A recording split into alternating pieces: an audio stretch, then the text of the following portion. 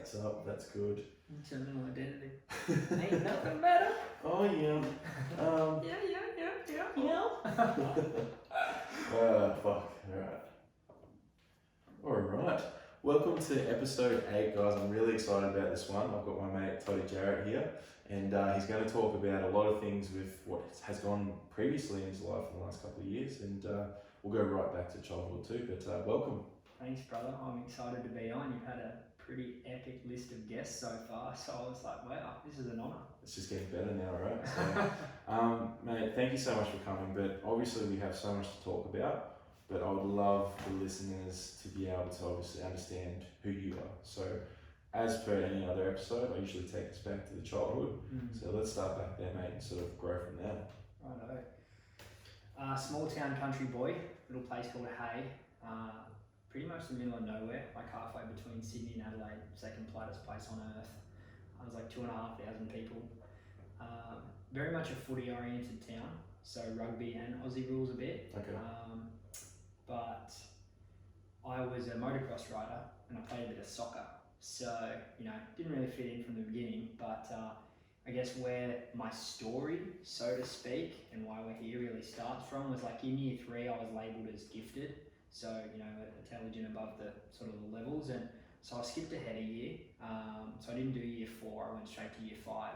And what that created was nuts alienation. Like, you don't belong with us. What are you doing here? You're that, you're in that year group. You're too smart. Yeah, and then the kids that I used to be in a year group with, what are you doing up there? Like, you're with us. But it wasn't like they wanted me, you're with us, no, now you're with us. It was the opposite. It was like, you don't belong with us, you don't belong with us either. So there was like, I had no friends. Honestly, at primary school, I was the legitimate loner. And when I went up into year 5, to begin with, I was doing really well and was seeking to do my best. But what was happening was because I was doing really well, even in the next year, they were, picking on me even more, circling me out more. I was bullied by literally like every kid in my class. My teacher even bullied me because she was a sports teacher and I wasn't the sporty kid. So it actually got to the point where I'd literally be in the morning bawling my eyes out to mum. Like, I don't want to go to school. Like, I'd rather be dead than doing this. And it was honestly the most shaping experience, really up until the last couple of years of my whole journey, my whole path, because what ended up happening from that was the bullying was so severe that I couldn't stay. I just mentally, emotionally couldn't stay in that year group. I couldn't tolerate it.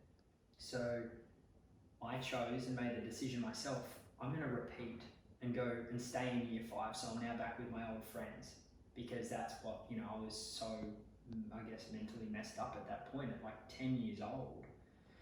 That was my choice, and I did that, and really it made things worse, which I never could have expected and I never would have known at the time, but in a way I'm grateful for it now, because then I was like, well, you were with us, then you were with them, now you're back with us. It was like, the ultimate rejection, like that kid that just can't fit in. And so then what started to happen was I developed this mentality of like, well, if I'm going to be different and I don't fit in and you're going to try to give me pain and bully me for being different, I'm going to be so different that you have a reason to pick on me, but I'm going to wear it as pride. It's my armor. And it was like my protection. All of the other kids, they'd bully me for not being sporty or not fitting in, and my immediate reaction, which was from my ego, now I know, but it was, well, what are you doing with your life? Like, I'm working hard in school and whatever, and I was like 11 at the time. So, there's a lot going on in my head in that way, but it became my protection. And then as I went away to boarding school. And so that was like, you live there Monday to Friday. And in that kind of situation, when you're in day school, you get bullied at school from 9 till 3:30, but then you escape. When you're at boarding school and you live in the boys' boarding house, you're there 5 days a week, Monday from 8 a.m. to Friday. There's no switch off. There's no survival or escape, or, I used to hide in the library to get away from the bullying. But I think where things shifted for me in that way was going into I was a chubby kid, always had that bit, the baby fat. Yeah, and puppy fat. Yeah, and then going into year 9 during the summer holidays, I hit puberty. I was a late bloomer, so I was like 14 hitting puberty. Yeah, let's go. Yeah, nice. And you know, I just started getting, you know, there were abs and stuff. So girls started to take a bit of an interest, and that gave me confidence. And it was that year, because the first 2 years at boarding school, I kind of just did enough to be in the top classes, but not stand out, because I was like, oh, if I stand out, I'm going to be on the bloody chopping block here. And when I went into year 9, I was like, you know what, I'm going to give this a crack. Like, this feels good. And attention felt good for sort of like the first time. And around year 9 to year 10, I started to, I guess you'd say that's when my personal development journey sort of kicked off. I started to look at, you know, the entrepreneurs, the successful athletes of the world, and what were they doing differently. And that's when I felt as though, you know, they're the 1%. They're the 1% because they do things differently. And my story before about being different was, it was a protection mechanism. Be different, like be the smartest you can, or do whatever you can to be different, because like then if you're going to pick on me, I've brought this on myself. I had control of it.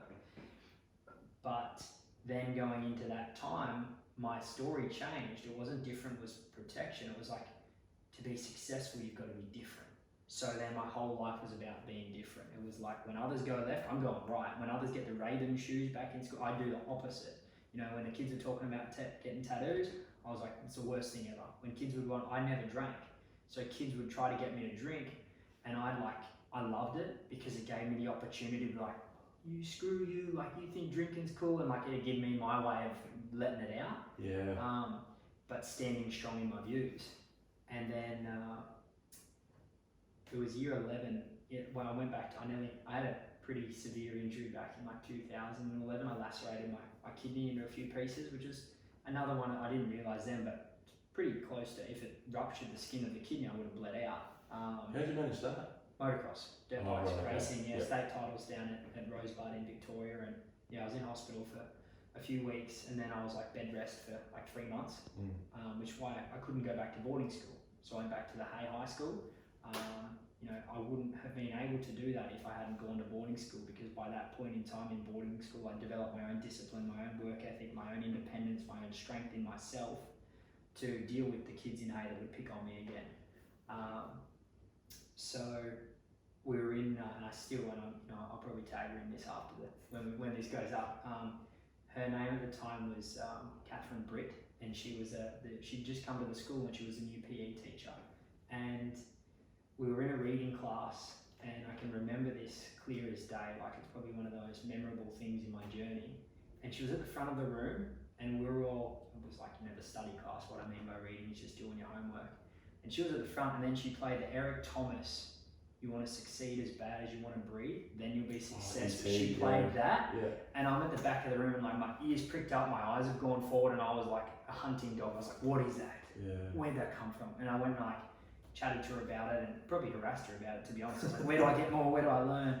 I literally can remember I went home and I just got on YouTube. I was like, Eric Thomas, and just listened to as much as I could. And I was like maybe 16 at the time. And that's, I guess, really from those days on, it was like whenever I wasn't listening to music, I was listening to like motivational speakers and speeches and all of that kind of stuff. And so really the mindset journey started way back then. That's a very young age for that to start too. Yeah. You know, not many people get to that point at that age. Like for me, I think it was around 25-ish.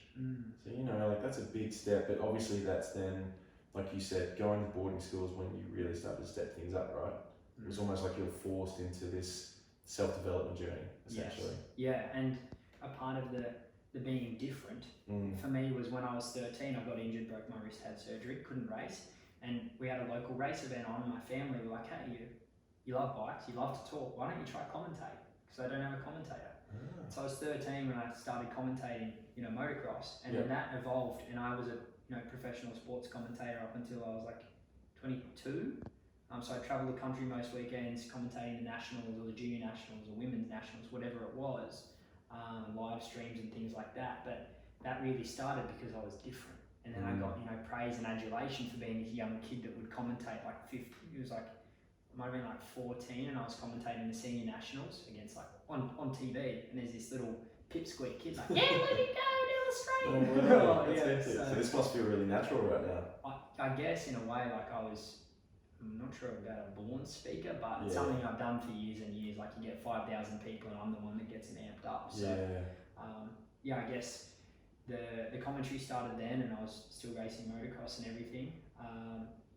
But then, in terms of kind of like where my story has progressed in that way, finished up at high school and then went to uni down in Bendigo, studied sports science, was training athletes at an academy, like a facility down there, which was epic.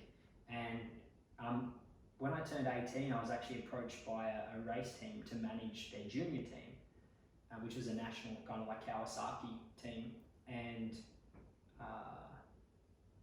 the kids that I was managing were from like 12 to 16, and I was only 18, like managing their sponsors, managing their travel, went to Tasmania, like took the kids over with me to Tassie, like went to Belgium for the Junior World Championships. And I was 18, like I didn't. That's a lot to take in. Yeah, so there was like studying at uni, commentating the nationals, managing the race team, and then coaching, training people at the gym back then. There was a lot, and I didn't really make time for family. I didn't make time for friends. I didn't have a social network. I was like, I'm chasing my dreams. I'm chasing my goals. I'm doing what the guys say to do in the motivational speeches. This is the being different part, right? Yeah, absolutely. Still being driven by that. Yes, yeah, and all by my ego. Like, it was a beautiful feeling to be so driven, but it was all driven from a place of lack. If I don't do this, I'm weak and I'm vulnerable and I'm going to get picked on again. So yeah, I went through uni, didn't have any real friends at uni. It was just like I'd do the group assignments myself, so I'd make sure we get the best marks because I didn't trust others. And it was like, I saw what you did in the last one, I don't want that mark. And like, that's how I was. Yeah, right. So it's always been this I am me, and I don't link with others, I don't partner well. Yeah, so then from there, when I was finishing up at uni, I was enrolled in a master's in ex-phys down in Vic, but I interned under Christian Woodford, who was, the mentor of JP, Potsy boy, that's been on the show. Heard that name a few times now. Yeah. So I'd interned at Woodford in amongst all of that stuff as well. And he was like, if you want to be the best, you go to America and you intern at a college. And I was like, okay, that's what I'll do. And that was the vision and the plan, and the short version of the long for that was like I'd made a list of every Division 1 college in the US. I got every strength and conditioning coach's email and contact details, and I was going to shotgun email them all, like my resume, my cover letter, and then some videos and a bit of a reel of me coaching. And I probably got through like 10 colleges, and now I look back, I got accepted straight up into like 4 of them, not by the cover letter or the resume, but from the video of me actually coaching, which is sick. But I was a plan A kind of guy, and there's no plan Bs. And I was like, I want to go to Stanford University. That is the most incredible university because it has, in terms of like quantitatives, it's got the highest correlate between the education and the sport performance. Like you've got, Harvard and Yale and Oxford, which are all education and very little, if any, sport. Yeah. And then you've got places like Alabama and things like that over on the east coast of the US, which is all sport. But the education is quite different, and for me, Stanford was a place. So I'd been reaching out to Matt Buson, who used to be up here on the coast, because I actually found out he'd interned at Stanford, and for me to get into Stanford, I couldn't get in, through a natural process because they don't take internationals and all of that kind of thing. And to actually get in there, usually they're looking for people that are doing post-grad, and I wasn't, and so I needed to know someone on the inside. And I'd been trying to get on to Bruce every day for a month. I called him, messaged him, emailed him. I think I was like LinkedIn. I'm gonna make that work. Right. That'd be fun. Yeah, LinkedIn him every day. And on the 28th day, so it was like the 28th of December, like Mum had told me like 2 weeks before, just stop, like just give it a rest, yeah. And he picked up the phone on the 28th of December, 2016. He's like, fuck me, you don't stop, do you? And I was like, no, I know what I want. And he's like, and then basically, he said, you can come up and intern with us for a week, and if you're good, you get a letter of recommendation. And at the time I was basically, managing the athlete facility down in Bendigo in Central Vic, and the human mechanics is what it was called. And I obviously didn't own it or anything, but the athlete side of it was like my primary focus and what I was doing.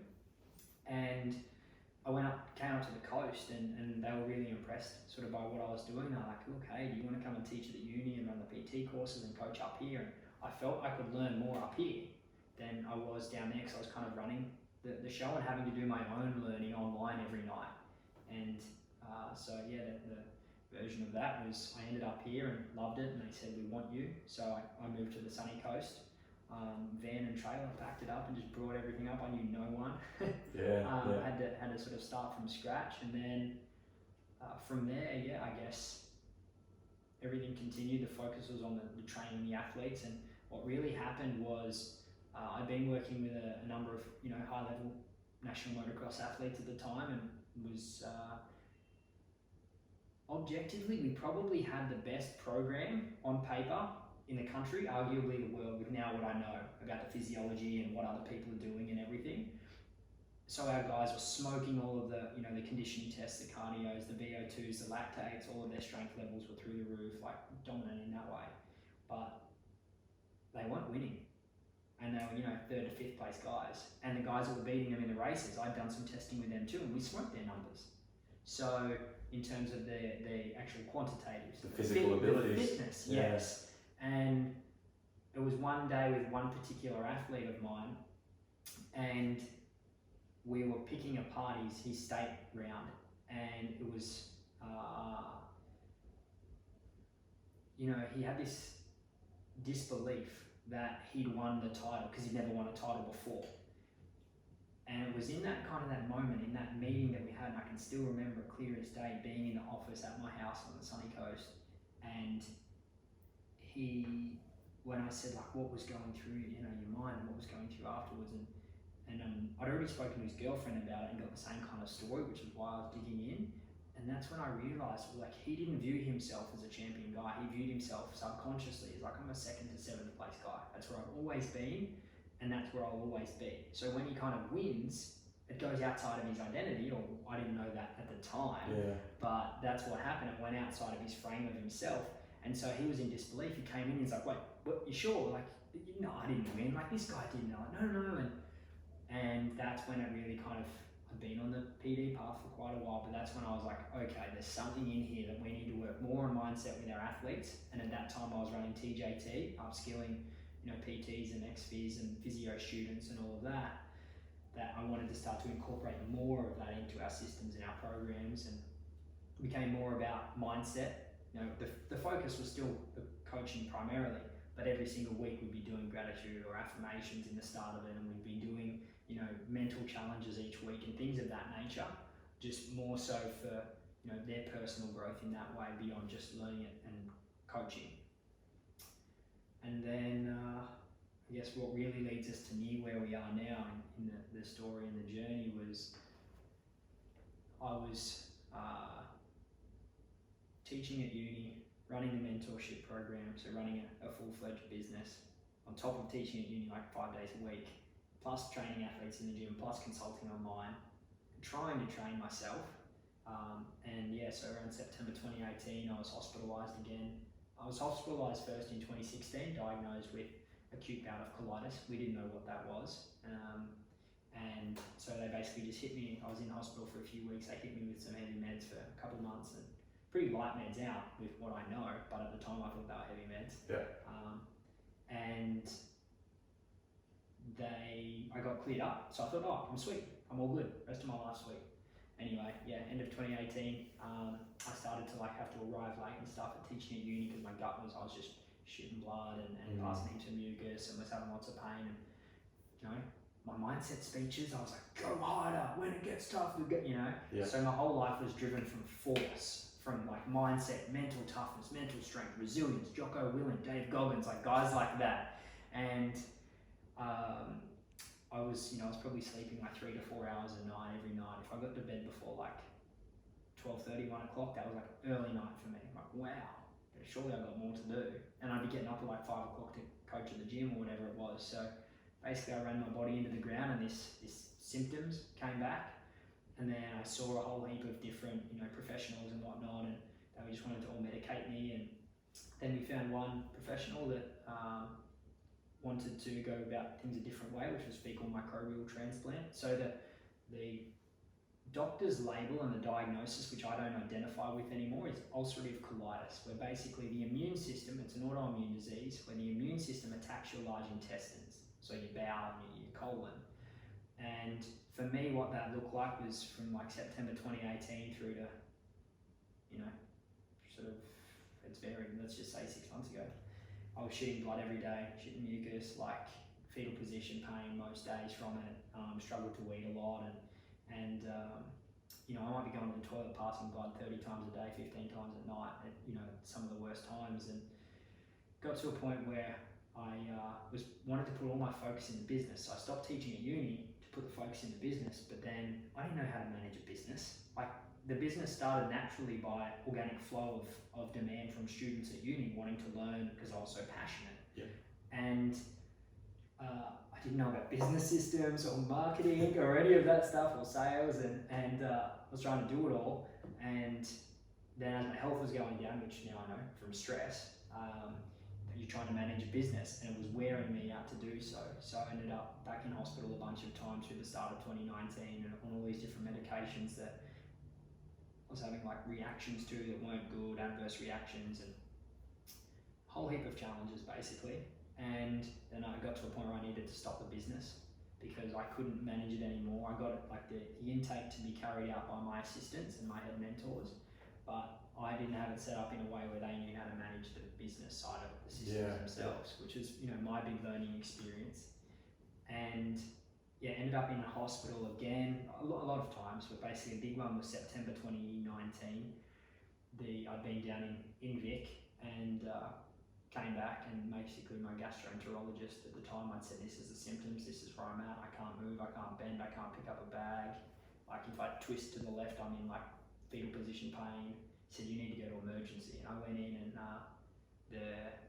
once I'd kind of been taken through a bit of a process, the gastroenterologist, the surgeon that came in, literally like almost as blunt as this, and I know that I've said this to you like off the podcast, was they literally walked in, they probably said a sentence or two, and they said, look, things are pretty bad, like you're as bad as they come, you're stage 3 pancreatitis, if this doesn't go well and you get sepsis, you've got 24 to 48 hours to live if we don't catch this.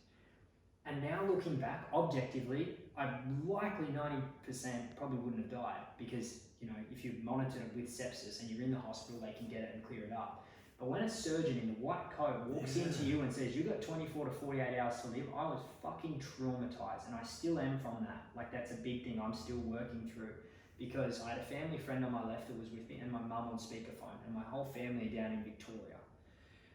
And they've come in and they've said that, and you've got, you know, my mum is so maternal. Because she's hearing this at the same time. She's on speaker, and because I was scared, because, you know, like I said, I didn't know a whole lot of people up on the coast. Even at that point, most of my friends were business associates, so I didn't feel like I had family.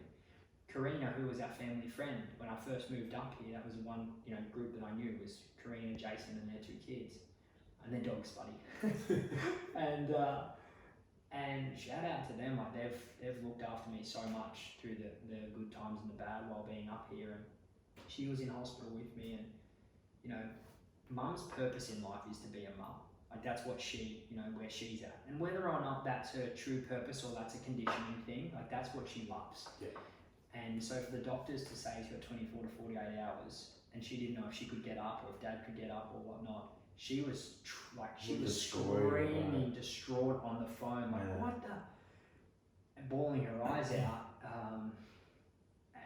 And I lost my shit. Like, they actually 24 hours later they called in a psychiatrist because of what I was saying, and I was like, just kill me. Like, you know, what they were talking to me about, getting a bag and having a colectomy and all of those things. I was like, that's death to me. Just kill me now. Like, I don't want to live. And they, you know, they got me on, from that time they got me on medication. It's really crazy, because that's actually really where my deeper internal journey went, because, you know, when they told me that I had that time, that length to live, I needed to, you know. That's a lot to process, man. Like, this is bringing back the same feelings, obviously. Well, it's like, I needed to reflect and process on what my life meant. Yeah. What had I done? What was I feeling? And, you know, like I said, objectively, I probably wouldn't have died, but in those 24 to 48 hours, really 72, I was a fucking mess. Like, what happens if I die tomorrow? Have I lived how I wanted to live? Have I, you know, the big thing that came up for me was, holy shit, I never made time for my family. and like they used to have family gatherings and they'd all be calling, where are you, what are you, I'm working, like I'm not there, and I'd skip family holidays and things like that to do what I was doing. And when I was faced with that 24 to 48 hours kind of, prognosis, that's all I could think about was, I just want to be with my family. Yeah, that's what's most important, right? Yeah, and that's when all of the achievements and all of the externals and all of the incredible things that I'd been so blessed to experience, they just all fell away. Nothing mattered. Yeah. Except being with them. And my mum flew up that night, and my dad and my sister flew up the next day. But my other sister, Chloe, my elder sister, she couldn't make it because of her little bub at the time, little Jack man, that they couldn't fly him up because he had an ear infection. And honestly, I say this now, that like if psychosomatic symptoms are a thing, I honestly feel like the reason I lived through that mentally was because Chloe didn't make it. It was like the one thing that gave me light was like, I've got to see Chloe. I need to see her. If she was there, I felt like, I kind of would have accepted. I've seen my family. If something happens, I go. And the process after that was, that's when I was in hospital, when mum kind of got up and my sister got up. I was like, I kind of felt like, okay, I've made it through a bit here.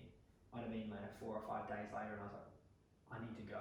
I need to find something. And that's when I applied for my first Vipassana course, and I was in that course like 3 weeks later. Like I got out of hospital maybe 4 days before, and then was in the course. Like it was pretty hectic stuff. Yeah, I was on the medication they put me on, mercaptopurine and infliximab infusions and a whole heap of other bread and a bunch of different things, cytotoxic radiation and things like that. Like I had to have particular labels on me when I go to the hospital, the skull with the cross kind of. Yeah, that's, so you could just liken it to, I know the mercaptopurine was like a leukemia linked medication, and so pretty full on stuff, and I was on them from September through till March 28th, 2020. Jesus. And the issue was I wasn't getting better. I was getting I kind of got to a point where I was like maybe 80%, I was still passing blood each day. I still had a whole heap of pain and discomfort, and I had urgency where I couldn't control my bowel, and because they tried me on these different concoctions and nothing had worked, I said, well, they ended up giving me a call on like the 26th of March. And for the 6 months from like September through to about January, or however, 4 months, I was literally just living in my van, traveling around the country, meditating, reading and journaling. So I was going deep into myself. And when they called me on the 26th of March, I was actually at Exalto, because at the time I was running a holistic health academy, coaching people in all of the 6 pillars of what I was teaching with, mindset, nutrition, training, recovery, mindfulness, and root cause mentality, basically. And they gave me a call and said, look, like we hate to inform you, but it seems like you're a non-responder, so the medication isn't working. And they told me before, medication is the only thing that would save me, like save my bowel and enable me to live without a colectomy. And I, at this point I got really fired up because I'd already been through so much emotional pain with it all. And I said, so you're telling me that like stress has nothing to do with this, nutrition has nothing to do with this, like sleep has nothing to do with this. And they kept saying, we don't, inconclusive evidence, we can't say, because that's, Western medicine and conventional medicine has its place if it's in a life-saving situation, but for the most part it doesn't promote health.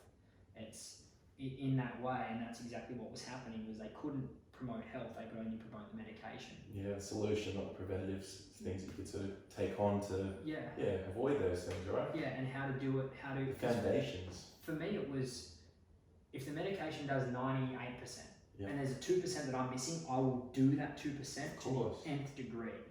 And they kept saying there's nothing else. And basically to me it was like I was chained to a ship, that ship started sinking and I couldn't get off. I was like, my life's gone.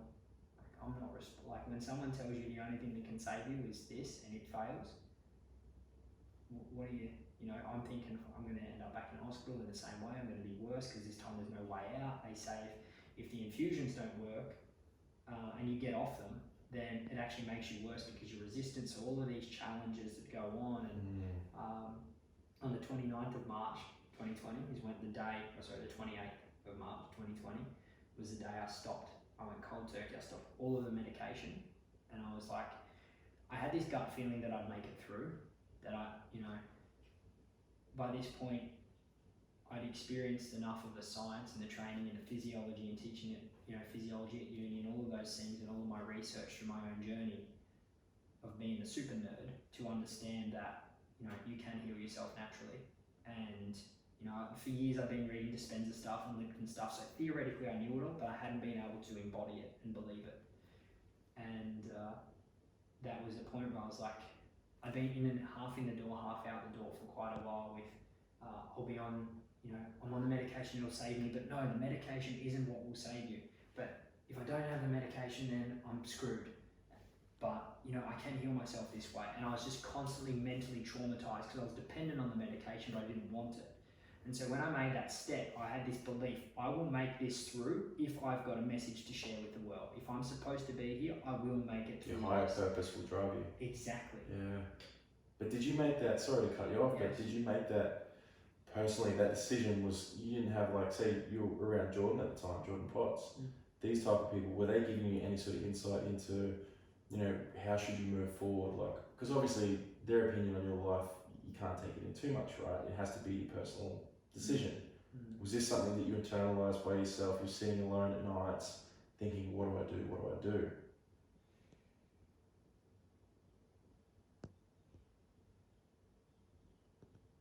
A lot of it was internalized. And the reason for that at the time, which I'm very clear on, was the fact that when you've been unwell for a couple of years and people know about it, everyone wants to give you their solution. Try this, do this. I heard this about, read this, do this. And most of the things I'd done, I'd tried so many things over those couple of years, and I say most of them because now I know what really got me through, what saved me in the end. But I tried so many things that you kind of get to a point where you don't want to hear it. And I get that now with people in paraplegic situations or quadriplegic, when they say, oh, have you read this story, I heard this, it's like, I don't want to be that person to speak to them now because I get it. When you have that glimmer of someone has that, oh, I heard this story, they share it with the person that's in the chair, it's like another one wants to give me their fix. And so for me, I guess I stopped asking for things because I was overhearing the quick fixes because I tried a bunch of things. And when I made that decision to stop the medication, the next 2 weeks were dark in the way of, I was writing a letter home, as I said to you when we caught up not that long ago, I was writing a letter home every single night to my family. If I don't wake up in the morning, I love you all, and explaining the things that I love most about them individually and what the things I'd apologise for, and I feel like,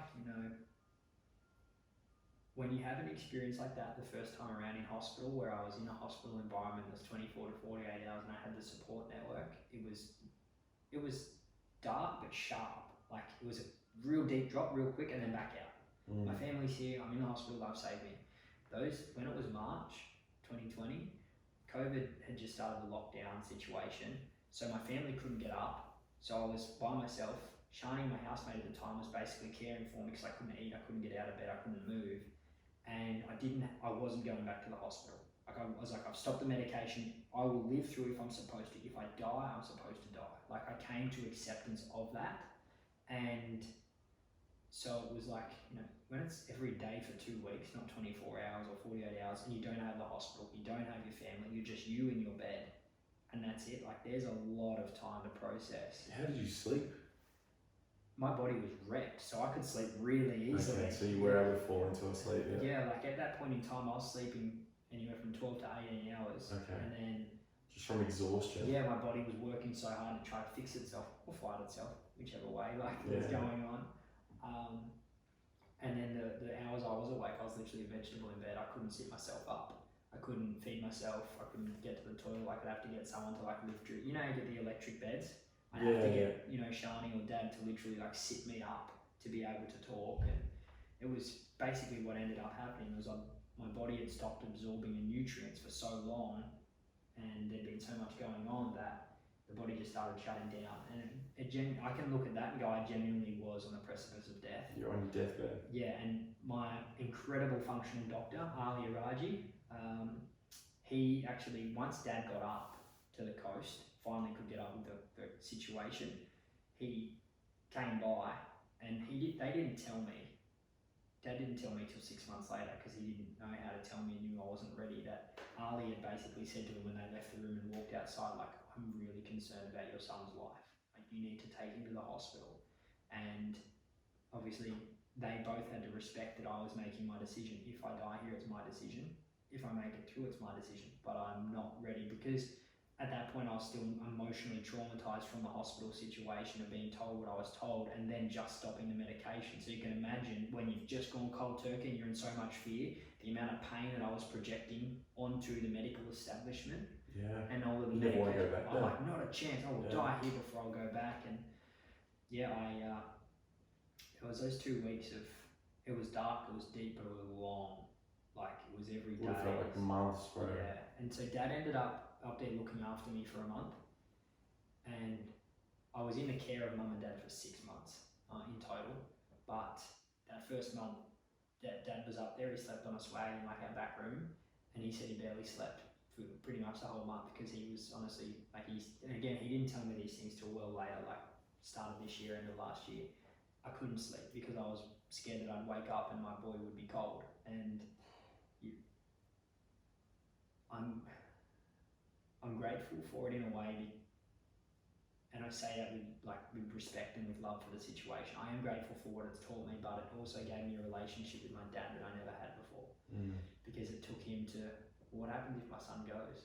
What happens if my little boy goes? Where does he go? And it made him question what's after this, because he was always a really strong atheist, and Mum's side of the family were strong Christians, and I think it kind of brought him to question, well, surely he can't just be done and go on, and it brought us together in a place of love. Like, Dad had never really hugged me or held me in that way, and had never had that maternal side. He was solely like the provider, and you know, he'd come in and he'd lay with me, and he just lay with me, and that meant so much. And there were times where like he'd hold my hand, or he'd come and kiss me on the head before I'd go to bed and just tell me he loves me, and like that opened up a part of our relationship that we would never have had. And I know now how much it scared him and how much it really pulled him apart, but I don't know if I would have gotten through it without him there. Yeah. Which is huge, man, to think that you guys went through that together, you experienced that together. You basically, like you said, you created this new connection, which you wish you didn't have to go through that situation to create that connection. But obviously, like you said, you're grateful for it. And I'm sure you guys are much better off now because of it. Yeah. Oh, man. Like, my whole family and my relationship, because before, like I said, I never made time for them. After the first hospital, the big, you know, the major kind of incident in September 2019, I wanted just time with my family, and that's largely nothing else mattered, right? Yeah, exactly. Yeah. But then this one, I think it really kind of drove the nails in the coffin of like, this is what matters, and these are the people, and I think it brought us all closer together, and developed a relationship with both my sisters that I never really had before, the depth and the openness. And Mum had always been like my best friend, but now it was like anything and everything we all talk about.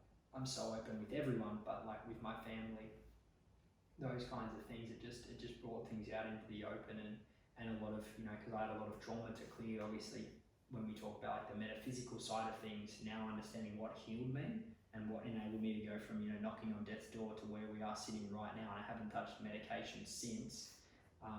It's all been through this natural process that, you know, it opened their eyes up to all of those things, and the whole family. What's possible kind of thing. Yeah, and for them, you know, changing their lifestyles, changing their habits, changing their practices, and implementing things. And because obviously we needed to learn so much from me, that they've been able to learn that as well. And yeah, it ended up being like 6 months of pretty rough times, where I was in their care, and I'd lost, I was down like 52 kilos, which I was like heavier than that in primary school. I was literally just as a stick, and I couldn't really do anything to look after myself for quite a period of time. And then end of last year, so end of sort of 2020, I got back up to the coast, went hard again for a short period. Hard, kind of like still less than a normal person, but I felt like that was because I hadn't lived like a normal person for a couple of years, so I didn't have the capacity to, I have so much gratitude now for getting out in the sun and walking. Like, just being able to swing my arms and my legs, like as I was doing before we started, to literally swing and to like flow. Yeah. I couldn't do that for 6 months. I literally couldn't, because it would aggravate my stomach. I'd be in pain for the rest of the day in bed. So I was literally like a block. My posture has changed so much through all of this because of how I ended up in like this constant fetal position, so rounded through, that my body's changed so much in that way. It's going to be an incredible rebuilding process. But I ended up back 2 months of bed rest again at the start of this year, and that's when I kind of realised, hey, this is going to be a bit of a journey. Like, the analogy I give to people is you've got a brick, and you've got a white brick, and you've got a white piece of paper, or like, really thin baking paper. You can't see through either of them. But, you can poke a finger straight through the piece of paper, quick smart, and it's broken. You can't poke a hole in a brick. Like, it takes a long time, like Shawshank Redemption stuff, to get through that. And so for me, I realised I'm that piece of paper at the moment. Like, if I go hard for one day too much, my body just wants to crash.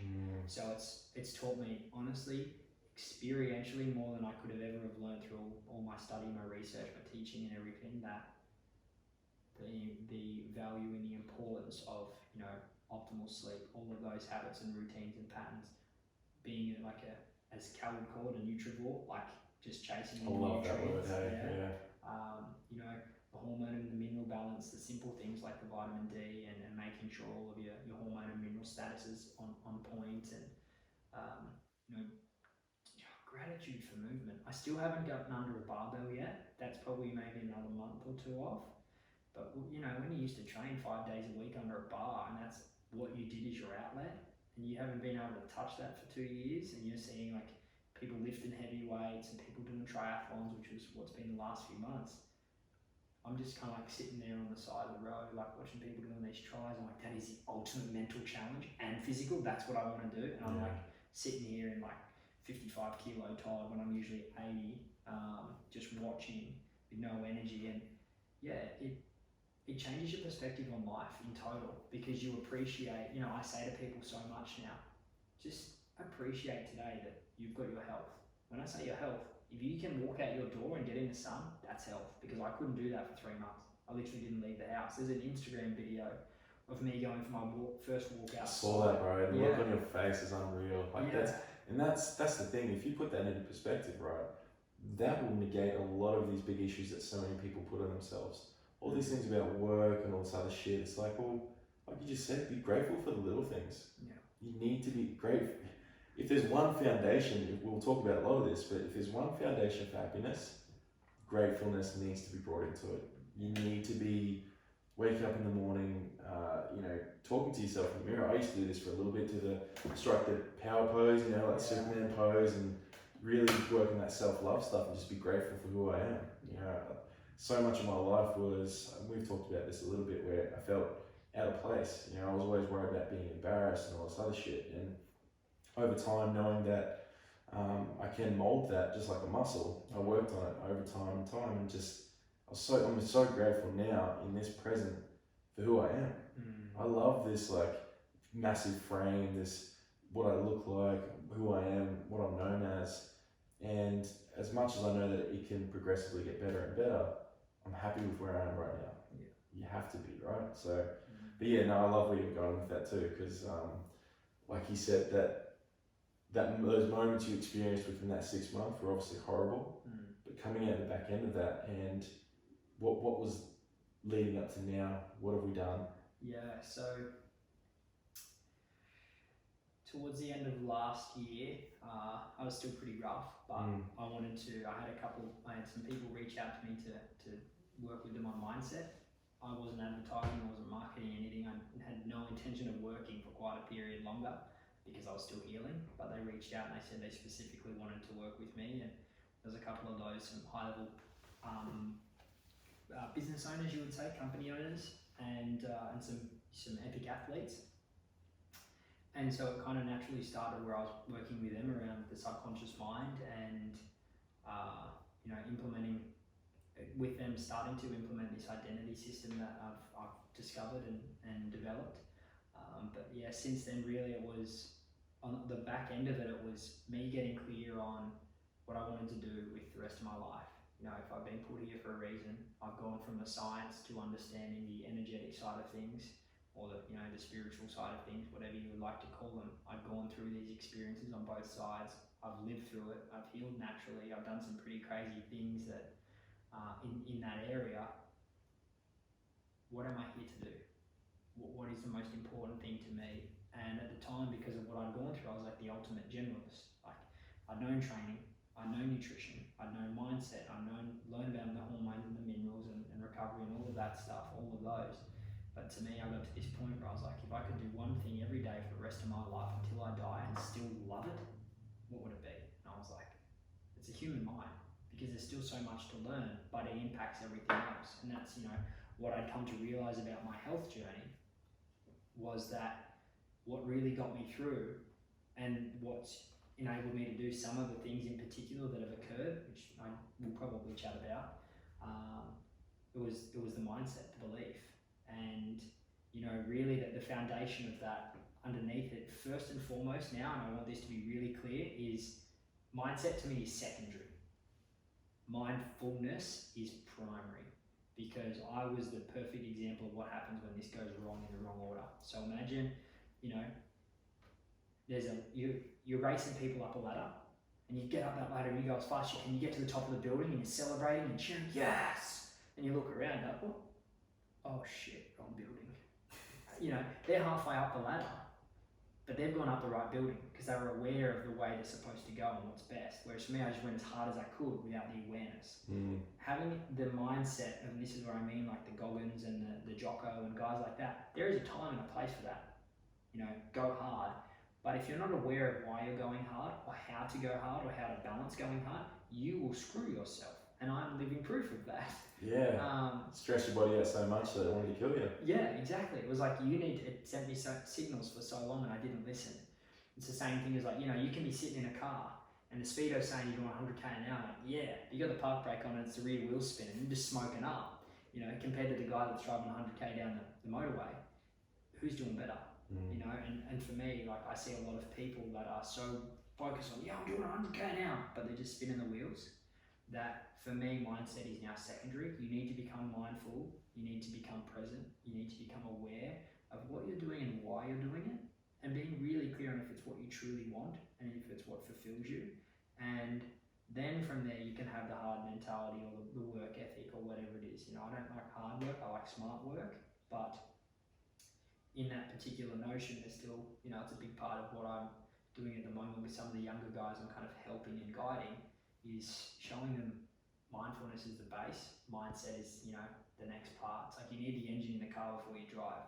The engine is the mindfulness, then you can step on the accelerator. Yeah, of course. And I love that analogy because I used to, I think with Jordan in our talk, where if you're not looking after your car, you're not maintaining, you're not putting your oil in, all that sort of stuff, your body is that. Your body is a car essentially. And like you said, mindfulness being the most important thing, how do people start getting into that? Like, what is it that they can do to sort of allow that to become the most important thing? The first answer that I feel is the simplest is making just a simple morning and evening routine. I've got quite.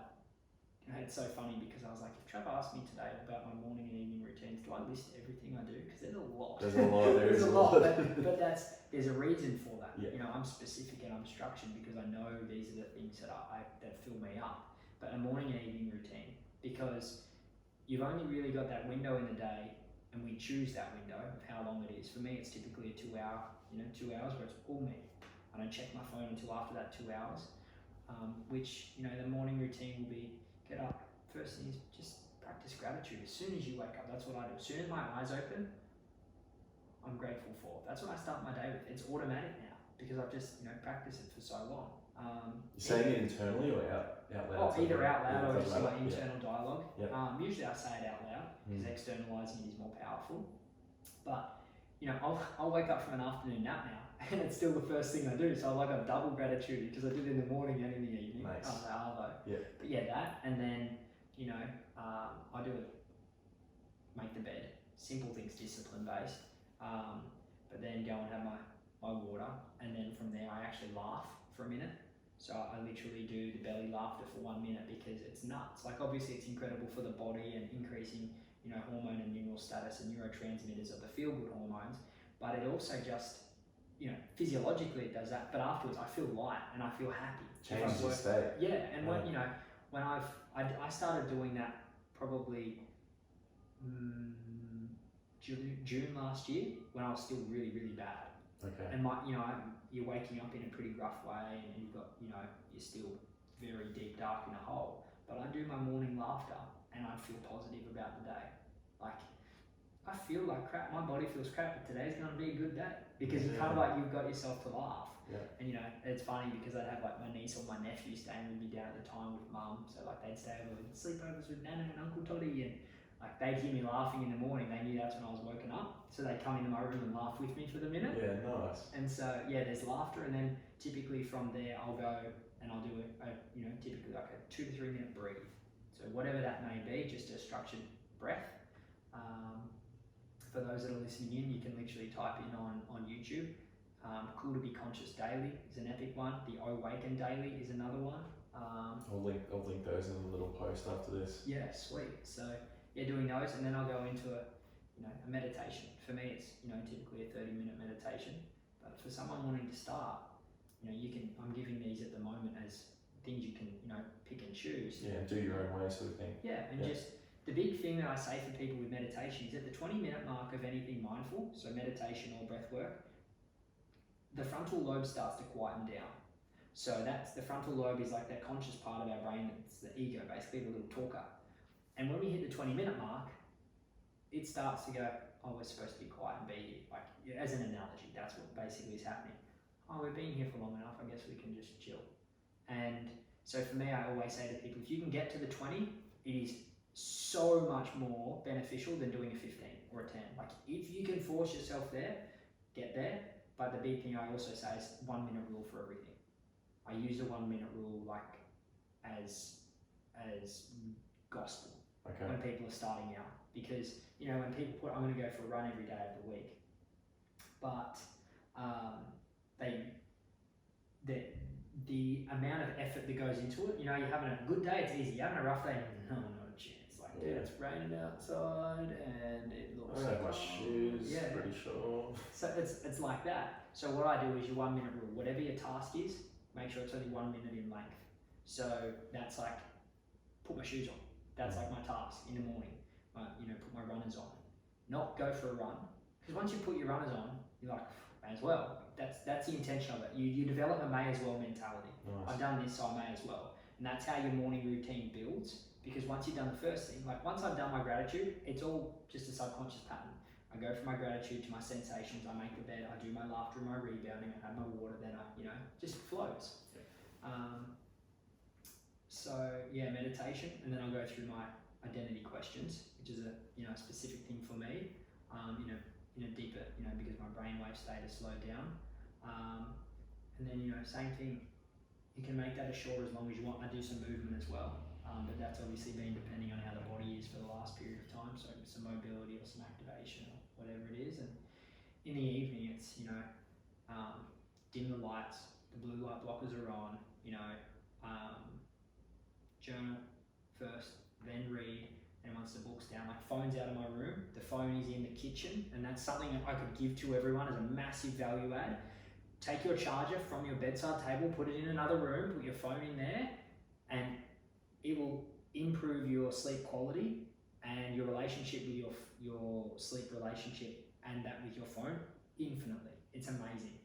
For me, I run a sleep affirmations hertz track while I sleep, because it's about subconscious conditioning of health.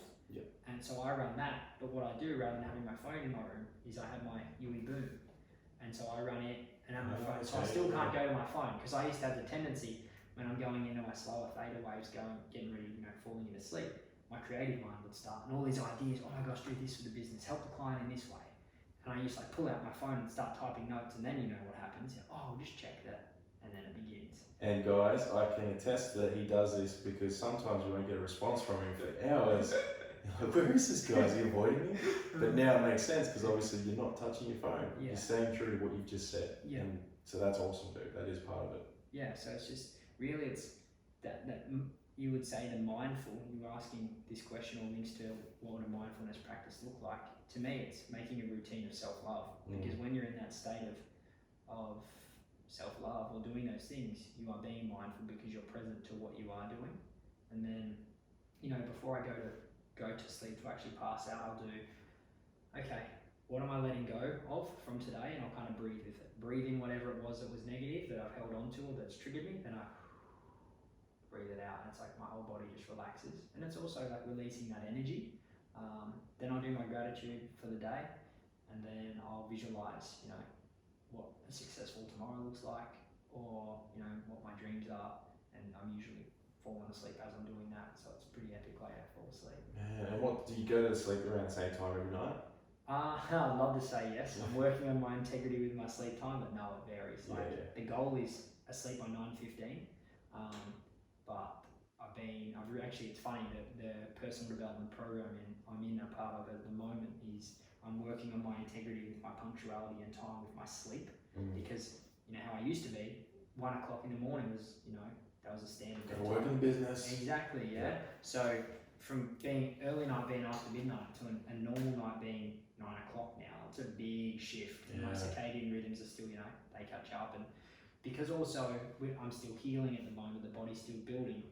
If I have a big day, I'll usually sleep 12 hours that next night. That's just when my body's out. I don't use alarms really at the moment. So that's one thing that, I kind of, at the moment, sleep is the big priority because I know it's the most important thing. But something for the listeners, in terms of sleep that may help with people getting to bed a little earlier, is that our best time for sleep, for physical recovery, is 10 p.m. to 2 a.m.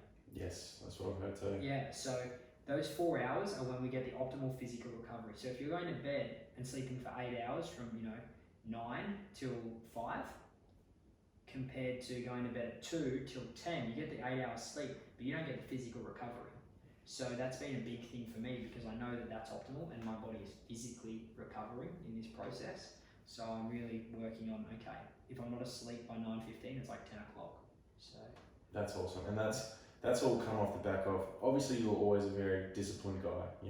Obviously you got successful, you were working so hard on your business and growing people, helping people. Now that you've had this experience and now you have to look at it from, this holistic sort of style, I guess, of, bettering yourself. We were talking previously about the subconscious and how it affects us. Let's get into that because it's interesting, man.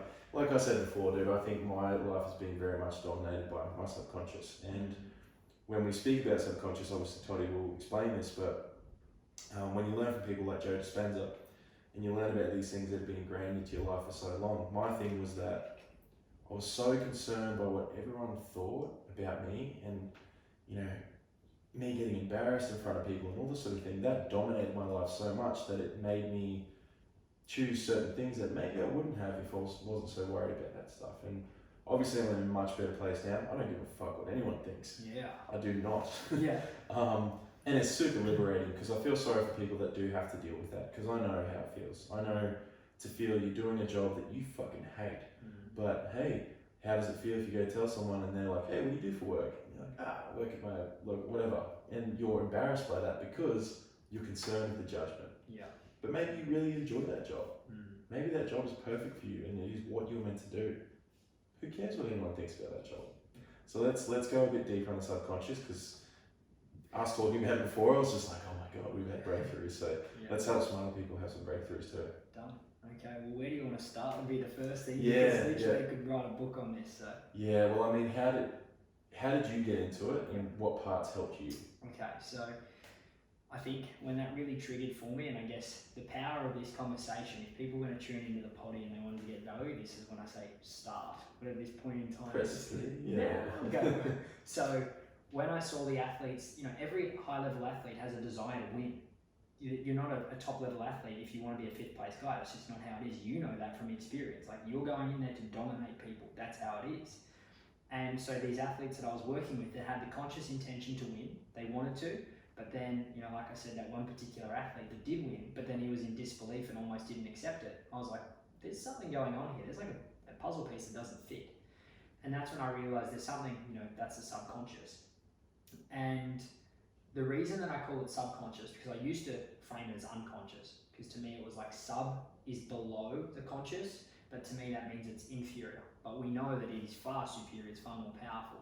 But when I come to reorient it, I realize that you're never unconscious to the subconscious. So in the sense of like the sensations that we can feel in our arm right now, as everyone's listening, you draw your attention to your right forearm, and and you just observe the sensations there. That's always there. Those sensations are always there, but we're just not conscious to them at that point. So that to me was this realization of it's not the unconscious, because we're always there. We just got our attention elsewhere. So that's kind of where I reframed it to sub. But yeah, the subconscious really started with realizing there's something different here with the athletes. And then I would say my health journey specifically is where it started to sort of tap in more and more, because I've been to I've been to a lot of coaches and a lot of programs and courses, and I've invested over 200K in my personal development since leaving high school, which is a significant amount. So I've learned from a lot of people, and I'm so grateful for that. And what happened last year was when I stopped the business, I lost basically my health, I lost all my friends that were business associates for the most part, and basically there was nothing left to me. I kept coming back to this question each day when I kind of wake up down in Bendigo, because I used to be the science guy, need empirical evidence, used to be the performance guy, used to be all of the driven guy, the this, the that, and the other. And I was like, in this state, I was the opposite. I was from like the ultimate masculine alpha to the ultimate like soft feminine, and just being in each day. And I hadn't been on social media for like 3 or 4 months. I'd purposely just been in myself every day. And I kept coming back to this question of like, who am I? Who am I? Who am I now? I've lost these aspects to myself, or I haven't consciously changed these things. And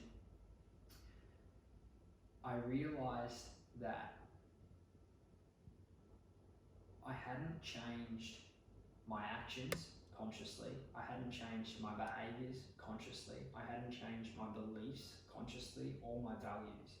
And so in terms of the personal development world and practical psychology, or the neuroscience side of things, if you've had such a massive change in who you are without consciously trying to work on things, there's something under that, all that, there's a root under that you're not getting to. And through I guess synchronicities, things coming to me at this particular point in time, I had this realization that wow, there's something below actions, behaviors, beliefs, and values, and that's my identity. I have lost my identity. I don't have one right now, and I was in a void of non-identity, so no one kind of thing, for probably 4 or 5 months. And a lot of the things that kind of led to that were Mitchell Vickridge, the man that saved my life, that I'm so thankful for, that I got introduced to. He's the one that's taken me from knocking on death's door to where I am today, through natural processes and all of these different things, which the Western medicine and conventional medicine don't even touch on. And I thought I was at the top of the top with the people I was learning from when I was speaking about the fecal microbial transplant and the levels of gut microbiome and the researchers and whatnot. And when I went to Mitch, and he's like, they haven't got to the root yet, because they were missing particular things. And I guess for value for the listeners, gut microbiome is like one of the biggest things in the world at the moment. It's going nuts, the second brain. And I'm fortunate to say I understand that stuff pretty in depth now, because I've needed to. And I was fortunate to be kind of taken as an understudy to some of the researchers because of my background in the physiology and the teaching at uni, but also going through it personally. So they kind of teach me what they were learning. And in the way of health, we kind of have, you've got symptoms. To treat the symptoms, typically we go medication. Then, people look at diet. And then sometimes they look at like exercise. And then under that, they kind of go, stress or, sleep, those kinds of things, hormones, minerals, blood tests. And then from there, in terms of the space I was in, the kind of like the core, the deepest layer was like fecal microbial transplant. Replace my gut microbiome with someone else's by getting their feces, their crap, their stool, ingested into me, and it kind of repopulates.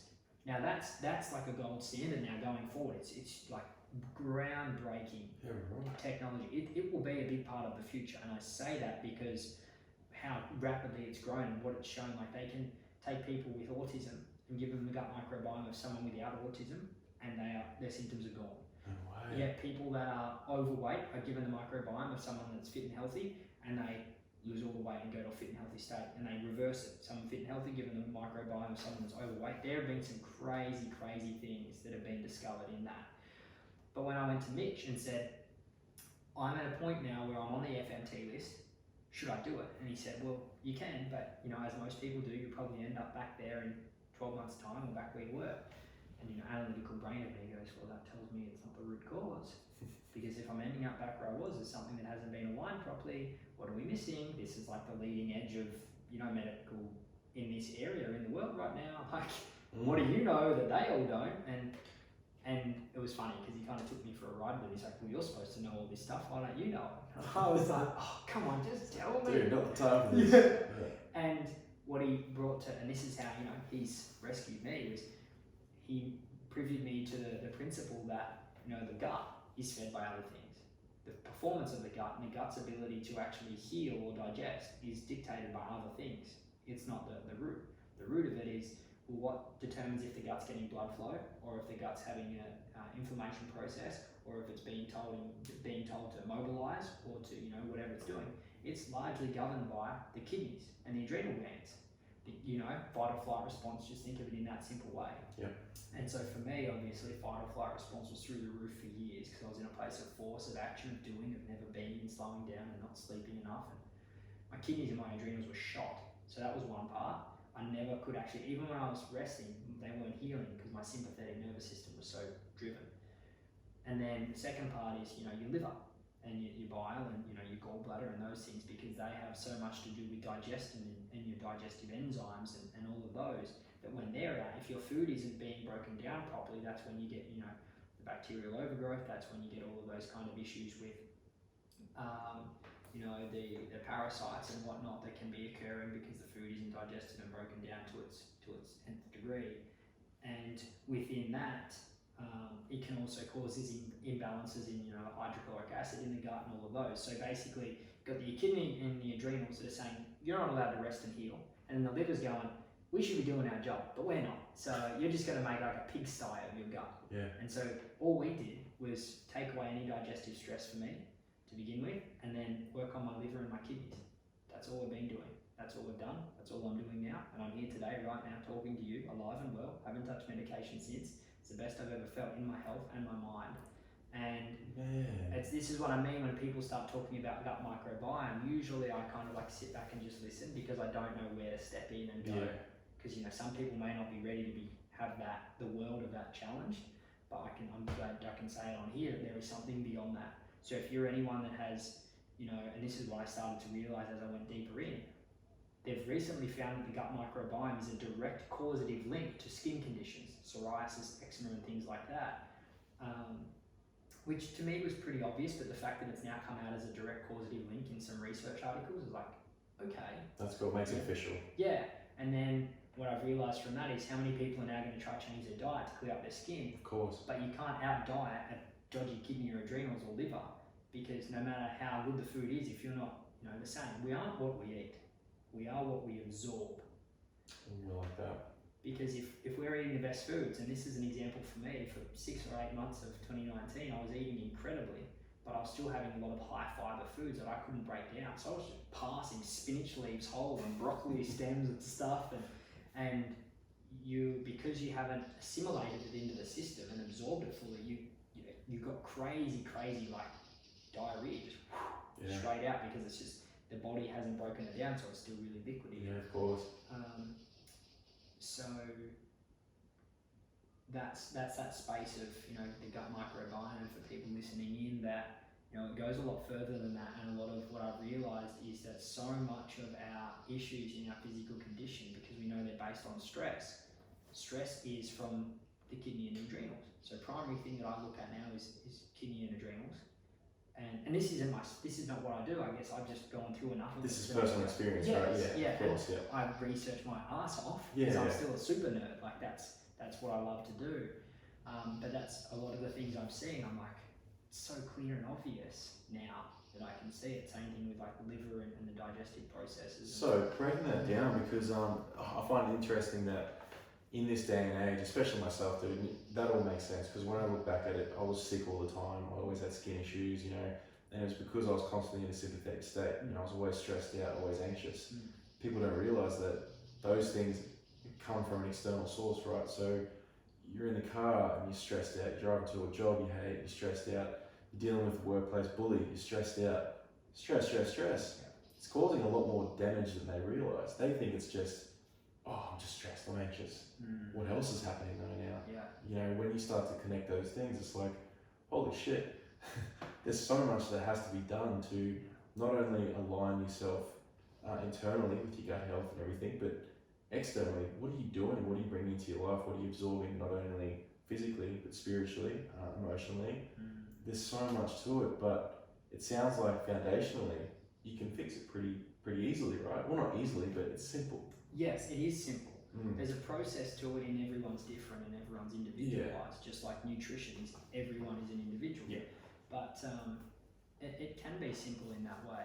And you know, this is one of the challenges that I face with kind of the medical system. It's not the health system. We know that it's a medical system. They're an MD, a medical doctor. So what's medical? Medication. So it's based on medicating rather than optimizing health. One of the things they do with autoimmune conditions, and I know this is a bit off topic from subconscious, but I feel like it's going to give value to the people that are listening. They'll go, well, okay. So autoimmune conditions are largely started, as we know now, because the gut lining breaks down, and then we have an issue where, you know, the immune system is kind of like attacking through the gut, and that is then expressed in different areas, whether it's like rheumatoid arthritis or ankylosing spondylitis or, you know, fibromyalgia, and all these different things that are autoimmune based are linked to, you know, the gut breaking down and challenges there. But what do they do for people that have autoimmune conditions? They load them up with synthetic cortisol. Prednisone is like their main way of, and what that does is suppresses the immune system. Because what happens in the way these are developed is basically someone's in a high stress state for a prolonged period of time.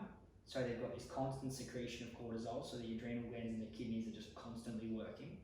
And while it's up high, the immune system is suppressed, so you know you can get sick easier or whatever it is. But what happens then is when it finally drops and you calm, the immune system goes, yes, and fires through the roof and goes nuts, and that's where you get the attack. Because it's not selective, it's kind of just going wildfire. And this is what they've seen is basically you get, rather than having, you know, it repolarizing, it has this hyperpolarization. So like on a graph, it just spikes through the roof, and that's when you have these a flare up. And so what they then do is, you know, in a natural world, optimally, what we do is get them to rest long enough, which is what I needed to do for my kidneys, my adrenals, and everything to find their baseline again, set point. But in the hospitals, all they do is give you what is causing the issue in a higher dose to suppress your immune system again. But then you think about it, so basically cortisol's too high, then it drops, the immune system goes through the roof, so they give you synthetic cortisol to bring it back down. But then as soon as you're trying to be, you know, it's a challenge, they need to, as they say, wean. This is why they call it weaning or titration. They're weaning you off the prednisone or whatever immune suppressant drug it is, because if they take you straight off, you have a big flare again. So it's basically giving you what you've already got too much of to try to quieten it down again, which just means there's more of a reactive response afterwards. Yeah. So it's counterintuitive. Exactly, and this is it again. It has a time and a place. If you're about to lose your large intestine, and the only thing that can save you is them doing that, go for it. But if there's someone that can be healed through a natural process, or that has the potential to do so, and I've been at death's door and I made it, so I argue that a lot of people can. Yeah, that's It's a pretty good argument. yeah. It's like, look, if you're anything other than knocking on death's door, you could probably give this a go. Yeah, it requires discipline. Yeah. But you know, it's better than the band-aid approach with the cortisol or the prednisone or whatever it may be, the hydrocortisone, which are all just those synthetic forms.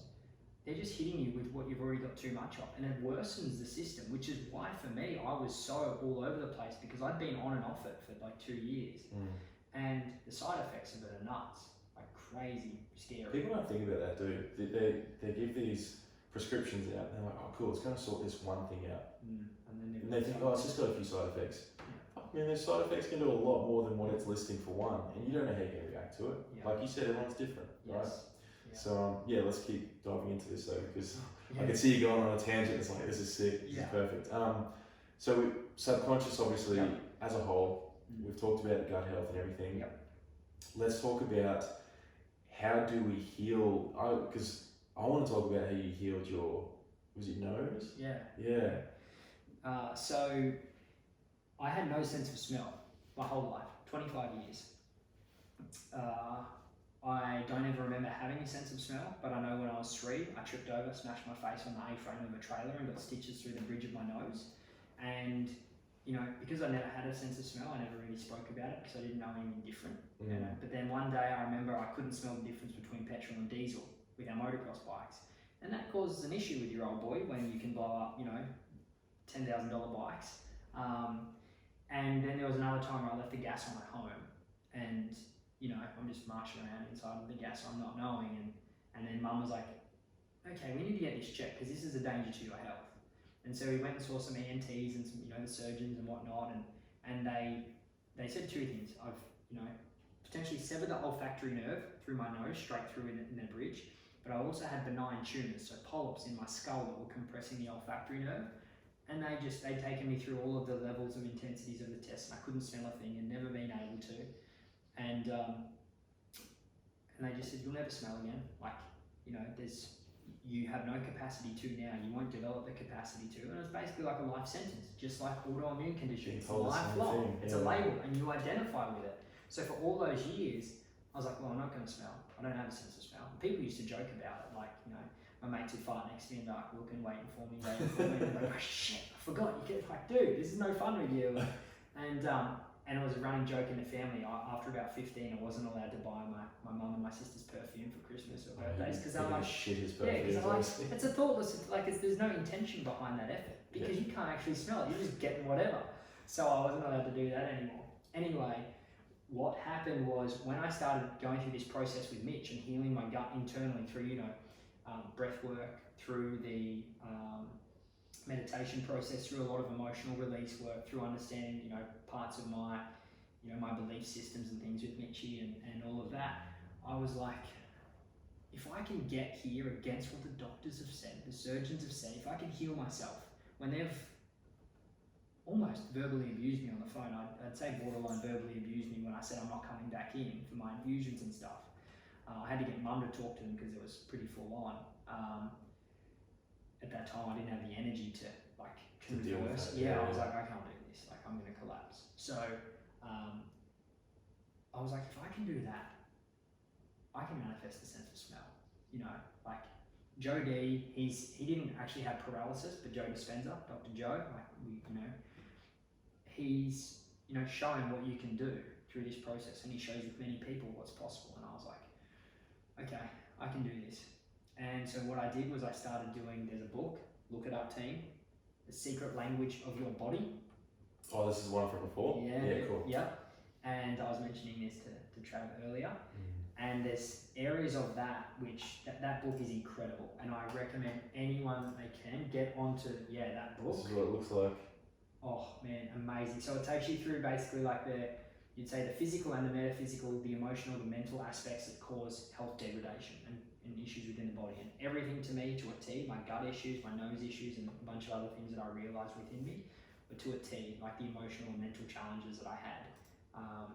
And so I started doing those practices, And each and every day, I just go through and I'd be like, okay, imagine that I'm breathing this in, imagine I'm smelling this, and going through after a meditation. So I'm in that deep brainwave state, that that theta brainwave state of being down in that and going through the experience.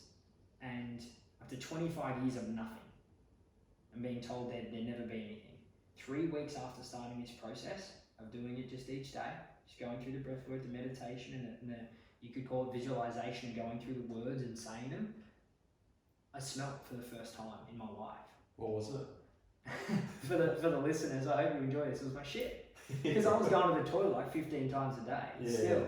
And I was crouched over on the toilet one morning, and I use the little stool, squatty potty, for those at home as well. Yeah. You get your knees above your hips, will help with clearing yourself out. So I was on that, and my head in my hands, leaning forward, and I took a big inhale through my nose, and oh, what is that? And then I was like, it had this click moment, because I never had it before, of like, holy crap. And I was like, Mum was in the kitchen 20 meters away. I'm like, Mum, I can smell. And she was like, what do you smell? I was like, my shit. So she like ran to the bathroom door, the toilet door, and she's like, what do you mean? I was like, I can smell. And the way I need to put it now for everyone is, imagine you've been deaf your whole life, so you've never heard any words spoken, and then they turn up the volume and you can hear the word what, the word why, the word podcast. You don't know what they mean, they're just a sound. So you can't differentiate and link things together yet. You need to do that through time. We learn that automatically as a child, through our upbringing process. We're taught words and they kind of happen naturally. But when you're a 25-year-old man, imagine if you've been like that deaf your whole life, trying to learn at 25, it's a process. So for me, I didn't know what things smelled like to begin with. So Mum would be cooking something with garlic, like, I can smell something, but what is it? And she'd explain it to me. And so the last year or so, I've been learning all these different smells. And now I'm just differentiating between minute things now. And it's incredible, dude. Like, funny experience was the second time I smelled something really strong. I was reading my niece and nephew a bedtime story, and they were sitting next to me, and I was so in it with them in such a deep place of love, because I was so present at that point in my life. No phone, no socials, just with my family, getting what I never had before. And my stomach was really uncomfortable, and at that point in time, usually when my stomach was uncomfortable, I got 20 seconds to get to the toilet, or I'd be crapping myself, and I was like, you know what, I'm just going to crap myself if this is the case, because I want to be here with these kids fully. So I made that decision, and as I'm reading, I didn't crap, I farted. And they had a little giggle, good Toddy farted. And I was like, yeah, I did. That's a good, because it was a celebration back then. Because when your gut's been broken down, you don't fart. Because you don't have an accumulation of the gases from the metabolic byproducts. I didn't fart for a year, dude. It was crazy. So when I started farting again, we'd cheer about it. Like the whole family, we'd be at the dinner table, I'm like, yeah! So I was with them, and I farted. And then a couple of moments later, I smelt it. Oh! And then they were like, what? And I yelled out, and Nana comes in with the kids, and they're all laughing, and Uncle Toddy smelled his fart. And, because they're around grown-ups, that's like, you don't laugh or cheer about farting, as a condition we have, it's, you don't do that in public. So for us in the family, with what I'd been through, like, the fact that they could laugh about it and joke about it was huge.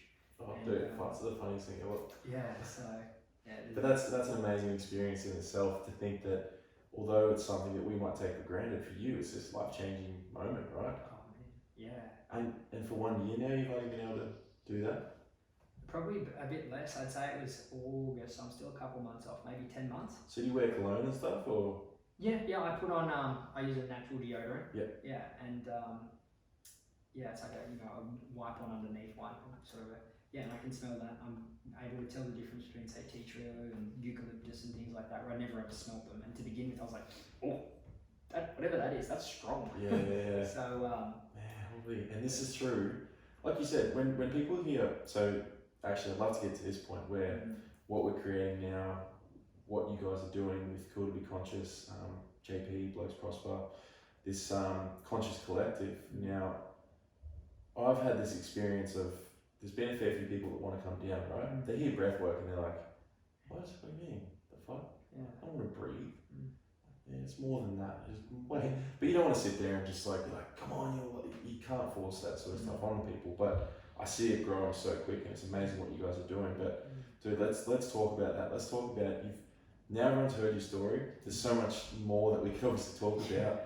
But I literally said at the start of this, I want my story like 10 minutes long. I'm like, oh. But it needed to be. It felt natural. That felt awesome. I was happy to sit here for an hour and just like listen, because even though I'd kind of heard it before, I would want every single person that listens to this to hear everything that you've got to say.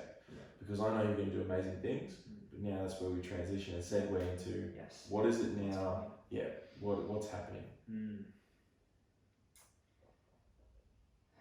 The identity system is what I've developed through my own experience.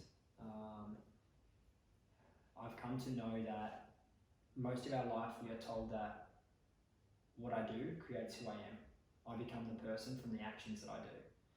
And I used to believe that, and that was, that's largely what we're taught in, personal development courses, mindset coaching, psychology and beliefs and all of those things. In the layers of the human mind, it's actions are most superficial, most easy to do. Behaviours are the same as an action, but they're habitual, so they require a little bit more discipline. Below that are our beliefs, which are mental, but they drive our behaviours and our actions. And below our beliefs are our values, because we typically have a value bucket, let's call it, nutrition, and then all of your beliefs around particular things in nutrition fit into that. So we've got, 100 buckets of values in our life, and 100 beliefs per value, and 100, or let's say 100 behaviours per belief, and all of these things. You've got tens of thousands of things going on in our human experience. But what I realised when I came back to that, who am I from earlier, when I kept coming back to this question of who am I now, was there's a layer below values. And I've never once been to a mindset coach, a psychologist, a psychiatrist, or heard anyone speak about it with a system. So I've heard, let's say for example, Tony Robbins at Date with Destiny, he says, the human identity is the most powerful tool to change. And then, John D. Martini speaks about the human self-image is the most leveraging, it might not be tool, slightly paraphrased, but basically it's the most powerful thing in the human experience that I am. And the same thing with a whole heap of others. And Maxwell Waltz, who wrote Psycho-Cybernetics, really touches on this in his book and goes through self-image, as he calls it. And it's very much around identity, but no coach, no practitioner I've ever been to has stayed at the level of identity in terms of implementation, because they'll talk about it is the most powerful thing, and then they'll jump back to values, they'll jump back to beliefs, like they back up the scale. Yeah. So I honestly, I didn't mean for this to be a thing for everyone else. I was like, I've lost my sense of who I am and my whole identity, and I want to create my future from the ground up.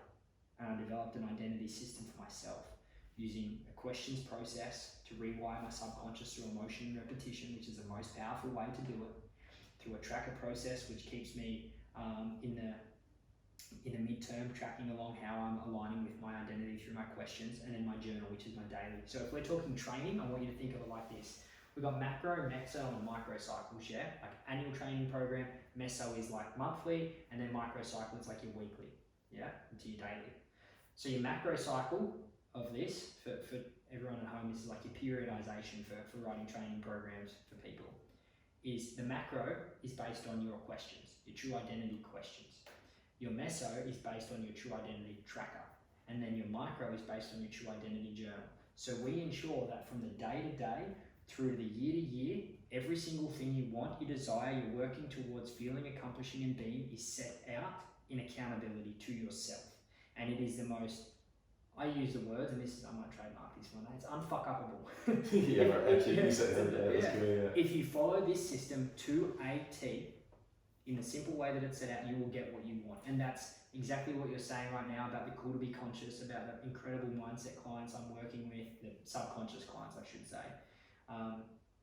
And these things that are flowing in together, the people coming to me, and the networks that are flowing into me that we all want to collaborate together, that's literally come because, like, at least from my side of things, because of me being clear on my identity, being the, who is my true self, what's my authentic self, what am I, all of these things that are me.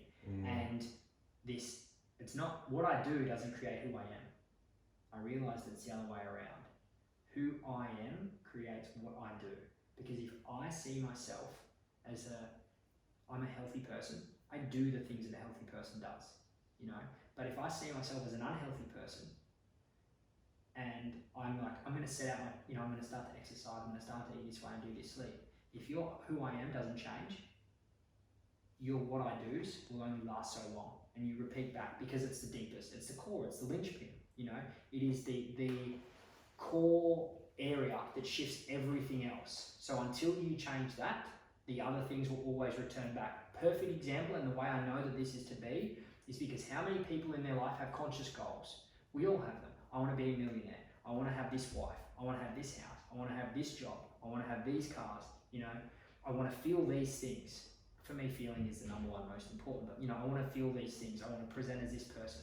That's their conscious goal.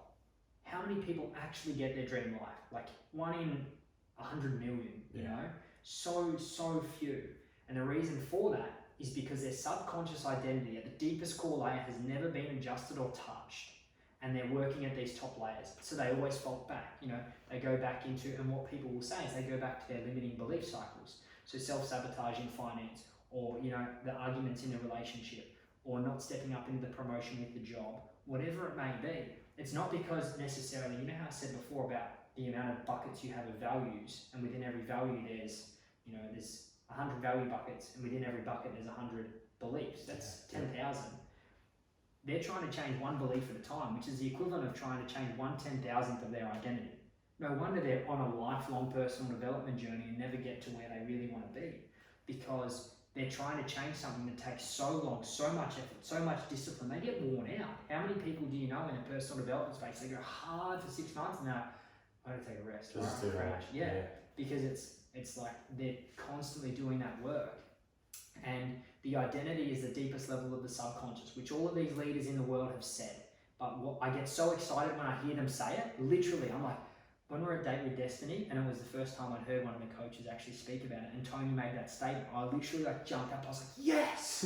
Like, we're going to do identity stuff now, because I realised this system. Yeah. And I was questioning myself, like, nah, Todd, if these guys haven't already discovered it, what makes you the special person on the face of the planet that gets to discover this? Like, why? And that was a self-doubt I had. It was like, you've been through hell and back, and you've gone through these things for a reason, but surely your reason's not this big. Like, it's not this powerful. And so when he said it, I was like, yes, Tony's going to do it. Yes, okay. And then he went back to values, and I was like, oh, It was so close. it was so close. and I say that with the utmost respect of course, and admiration for all of those coaches, because I'm still at that stage where I am their student, and I always will be. But I just know that there is something that when it is taken out into the world, and the coaches see where it goes to in a layer of depth, everyone I've shown it to so far goes, holy crap, like you can't stuff that up. And that's where unfuckupable came from. I was like, you can't. You can't, and this is, guys, I'm going to back this up, because I was at his house the other day. I mean, we've only known each other for 2 weeks, 3 weeks, but we've been together quite a bit, I've noticed. But guys, I literally quit my fucking job a lot because of what Todd said. Again, who you are is what you do. Me going to Rebel and then doing technician stuff on the side, it's not who I am. So I was like, I need to step in. I am the technician. This is who I am. And then the things that come off the back of that, that's where I'm going to be successful. I know that now. And everything you just said, I can see the passion. People will see it on YouTube, but they won't see it on the podcast. But you can see this guy is going to change things. He's going to change the world. And that's not overstepping it. I can gladly say, I'll fucking put a bet on it that you will change lives with this stuff. So, continue on. Yeah, so that's literally the mission. And it's like, I know now why I was put on this earth, why I was the way I was, why I was so scientifically driven, and then why I had these experiences and the understanding of energy and healing in that way, and the pulling away and the stripping of my identity and everything I ever longed for. It all happened for me to come to this place. Doing the commentary, being a sports journalist, having the ability to write and having the ability to, speak. All of these things have come together, and I now see it to serve this purpose, to serve humanity with this identity system. And I've implemented it with very, let's say, polarized clients at the moment. So I'm working with, top level world championship athletes and people that are in the most challenging stages of their lives. And the results have been remarkable. To put it simply, I've chosen not to selectively work with people in the middle for the moment, because I need to see this working at the highest and the lowest, and I know it will work everywhere in between.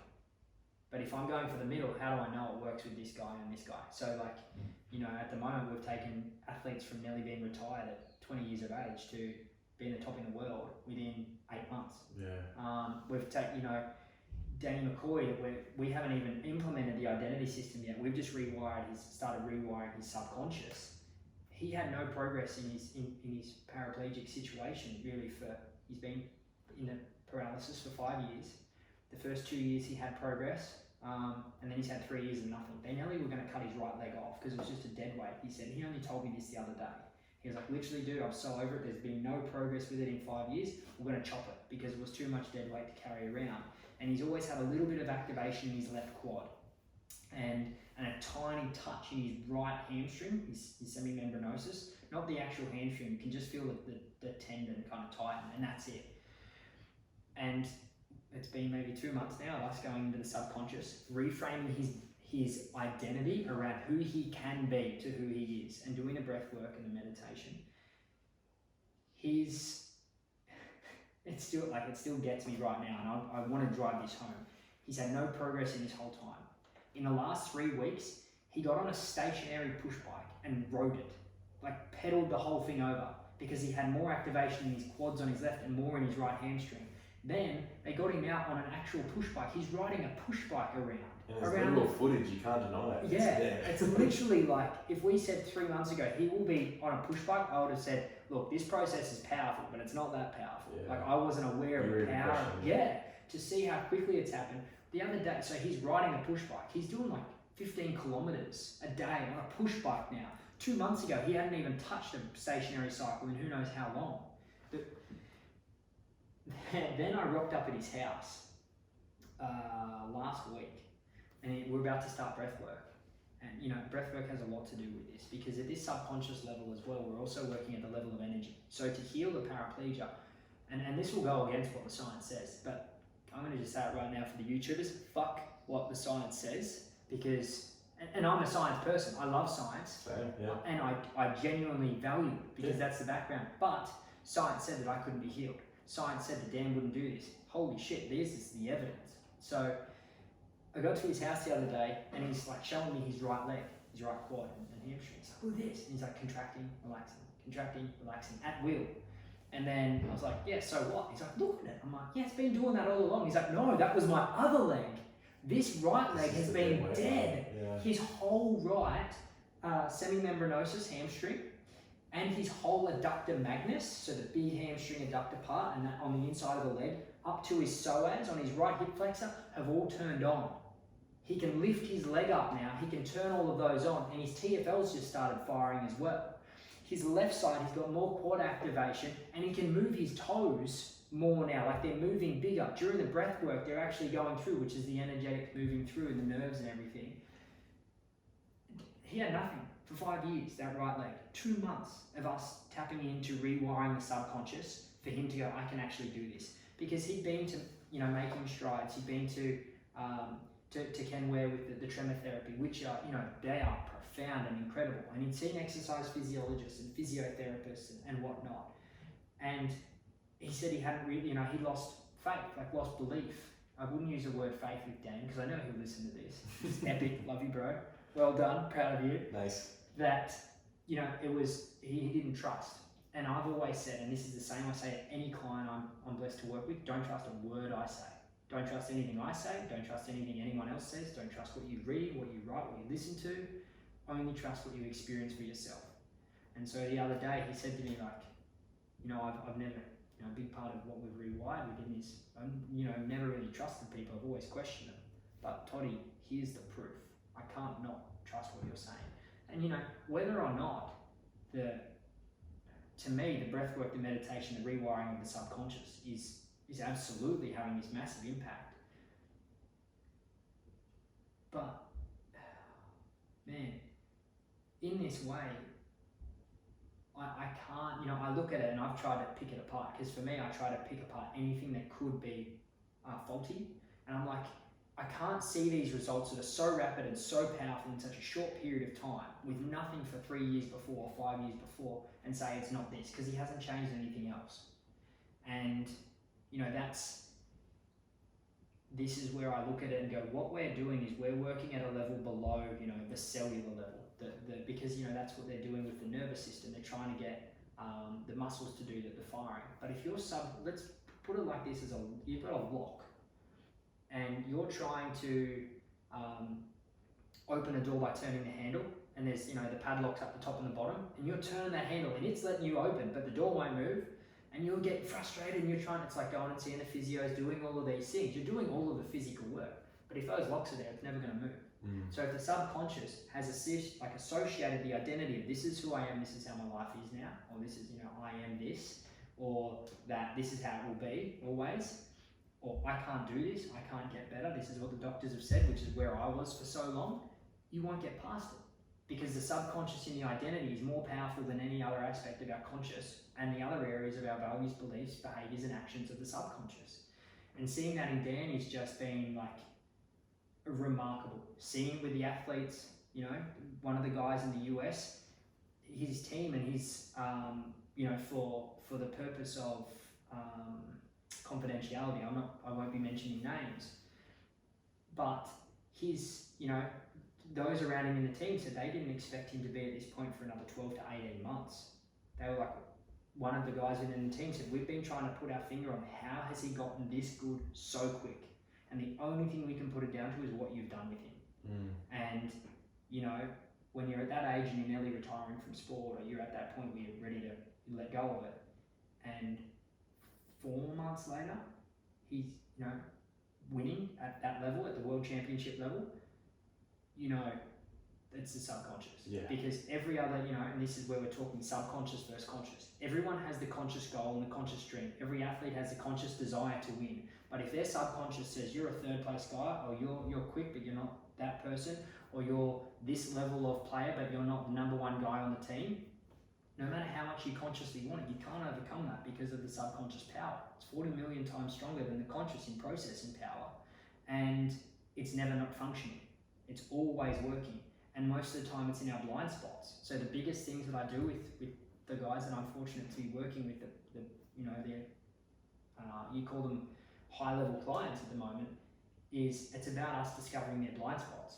Because if your car breaks down and you're like, oh, okay, chuck some more oil in it, go again, it doesn't fix the problem. That's what a lot of people are doing. Conscious goal doesn't work. They, you know, they don't look deeper within. They just kind of go, oh yeah, I'll give myself a bit more motivation today, go again. Breaks down again, or doesn't really drive. They just keep repeating that. Chuck some oil in, oh, it might be the water, might be flat tires, you know, pump them up. Oh, they're at 45 psi, and I'll put 5 more, it might help. Until they pull the engine down and go, oh, one of the pistons broke in the cylinder. We need to replace that, put it back in. Then you're starting to get somewhere. You've got to do the diagnosis, the awareness first of working out what it is. My background's in motocross, so for me, it's like you pull the head off, you can see the piston. If you got a broken rod or, you know, the piston or something like that, no matter how much more fuel you put in it, it's not going to run. But so you've got to be able to pull it apart, see what's under the hood. The hood is the conscious.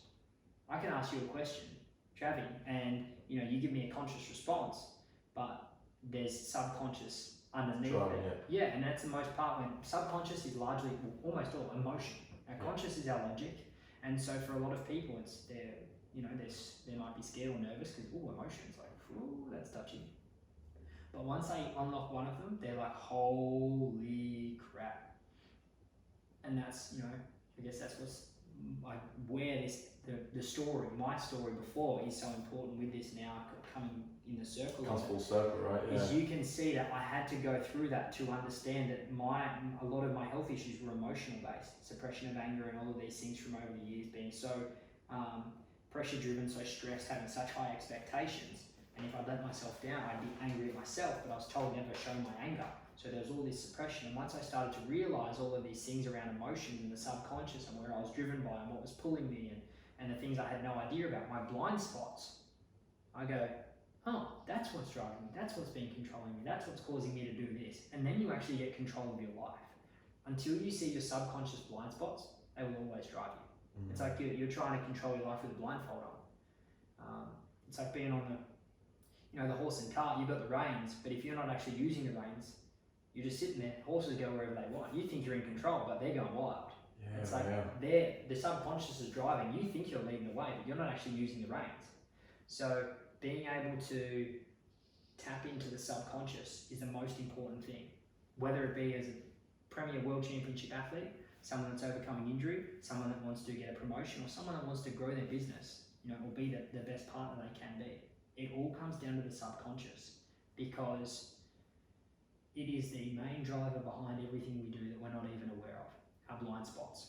And our blind spots are, you know, we have, if life was in a circle and we cut it into a pie and we've got, say, a quarter of that circle, that quarter is made up of the things we know. So within that quarter of a circle, I want you to cut that in half again, so it's like an eighth and an eighth. We know what we know. So if I said to you, what's 3 times 3? You know that you know that. If I said, you know, what's the mass of the universe divided by 4? You know you don't know that. Yeah. So there's that quotient, that quarter of I don't know, or I know that these things. I know it, or I know I don't. Yeah. The other 3/4 of our life is our subconscious blind spots. We don't know that we don't know. You know, why do I react like that? Until you really dig down, you don't actually know the reason. So you can try all you want to change it, but unless you know what the trigger is, you can't adjust the trigger. You can't stop it from being pulled. It just gets pulled and you happen to get it done. Okay, I'll try harder next time. Yeah, it sounds like it's something that, like, we had a mini breakthrough before we even started here. We're talking about my stuff, like football and that sort of thing, and it's like, you know, realising that it comes from a place of trauma, I guess, in a way. Like, we were talking about how, I think, way back in my primary school, I got embarrassed in front of everyone because I got pulled up to dance and I was like shit at dancing. I mean, I got really good at dancing over the years. Maybe subconsciously because I didn't want that ever to happen again. You know what I mean? So have you gone and done dance classes? Nah, dude. I just watched Chris Brown and basically turned into it. No, like it just got to a point where I guess, like you said, that started to control me, and it was the fear of judgment, the fear of being embarrassed, and that definitely, I've had moments in my life where I've just snapped because that little subconscious thing is like, oh, Trav, you just got embarrassed. Like, go fuck that dude up, or whatever it might be.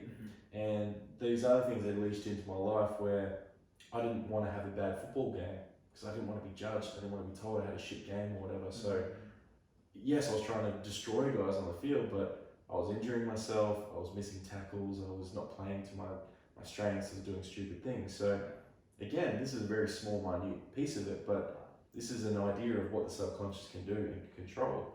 You know, and it's scary to think. I've got some mates that I talk to about these things, and now that I know a bit more about it, it's like, man, we need to help these people. And it's awesome that you found this, and I think we've met each other for a reason, for sure. Like this, I've told a few people now, but these last 3 weeks have been mind blowing. Like, what even is this? You know, like, to meet you just before you started really doing the breathwork stuff with the boys down at Alex, to then connect with all the people that I have since then that have come to that space, you can see something happening, bro. There's something coming, which is crazy. So we're at a point where we could probably go for another hour and a bit, but we'll start getting into now. I like to finish off the potties with some really simple tools, tips. I was calling it resources, but my mate the other day said, why don't you say, how about some tips? So tips on what you can do, the tools to do that, and then the tactics. So how do you use it?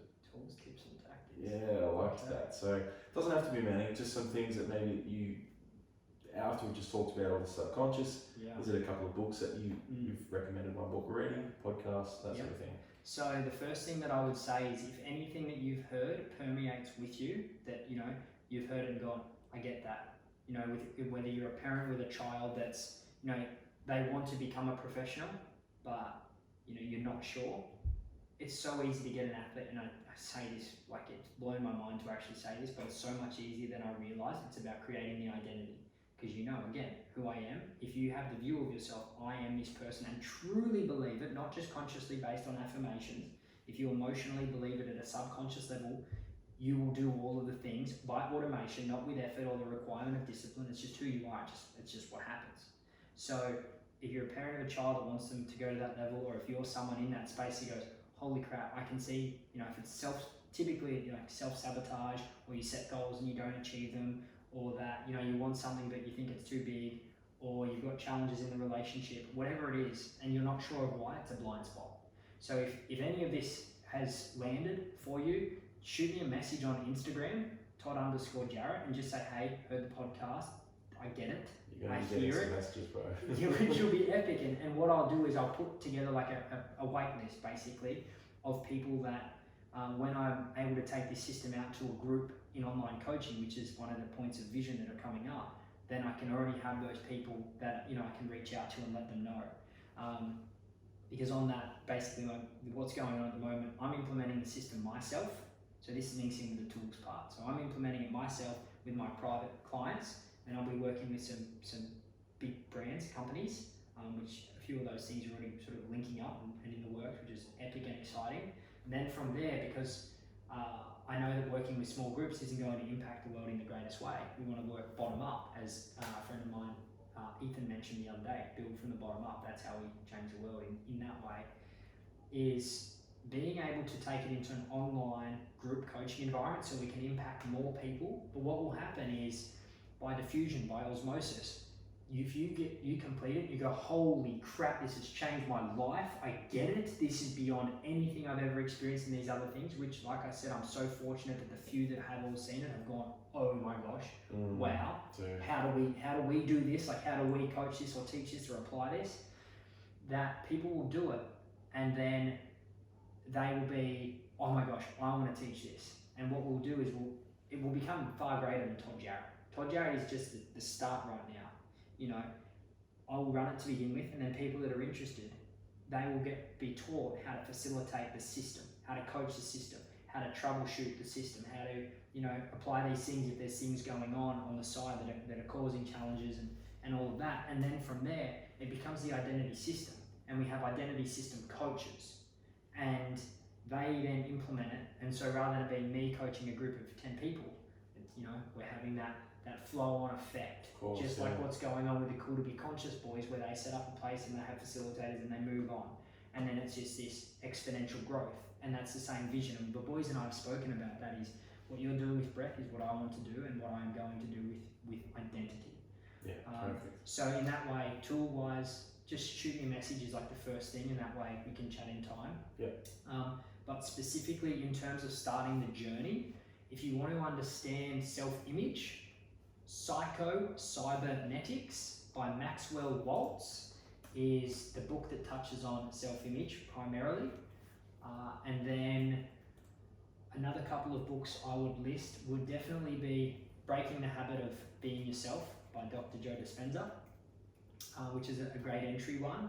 And then honestly, if people are in the space of healing, health in this area, I would read You Are the Placebo by Dr. Joe Dispenza. That's an incredible book. One of the biggest things I know that shifted Daniel's perspective on things, just what goes on in that book. And then for those that are on the path of mindset and not mindfulness as much, which was me, just think, if you're a driven person, if you're the entrepreneurial person, if you're going hard, your book to read is called Letting Go by Dr. David Hawkins. That is the most powerful, profound, and life-changing book I've ever put in my hands down, bar none, not even comparable to anything else. Because I was the opposite. I was the attached, must, go. I read this book, and it challenged me every way possible, and that's exactly why it transformed me. And anyone I've given that book to has gone, they've read it 2 or 3 times since. Amazing. Dude, that book in itself, if you're a driven person, which I gather if you're listening to Travis podcast, technician, like you're wanting to learn, get that book. Get it as soon as you can and dive into it. And then those would be books wise, and whether you listen to them on Audible or read them paperback. Some little tools, actually I can help you here with something that's epic. On Audible there's a speed option. So it'll start out on 1 speed. You can listen to up to 3 times speed. And you can listen to that? Yeah. Like you're able to... Neuroplasticity, you've been learning about it, yeah? So what you do is, and this is to apply for you guys, you start on 1, and typically when you're doing something that's easy, like if you're driving down the freeway or whatever, or you're sitting at home, not when you're trying to do other tasks, put it up to like 1.5. And to begin with, it'll sound really fast and you'll struggle to comprehend, but listen to it like that for 2 minutes.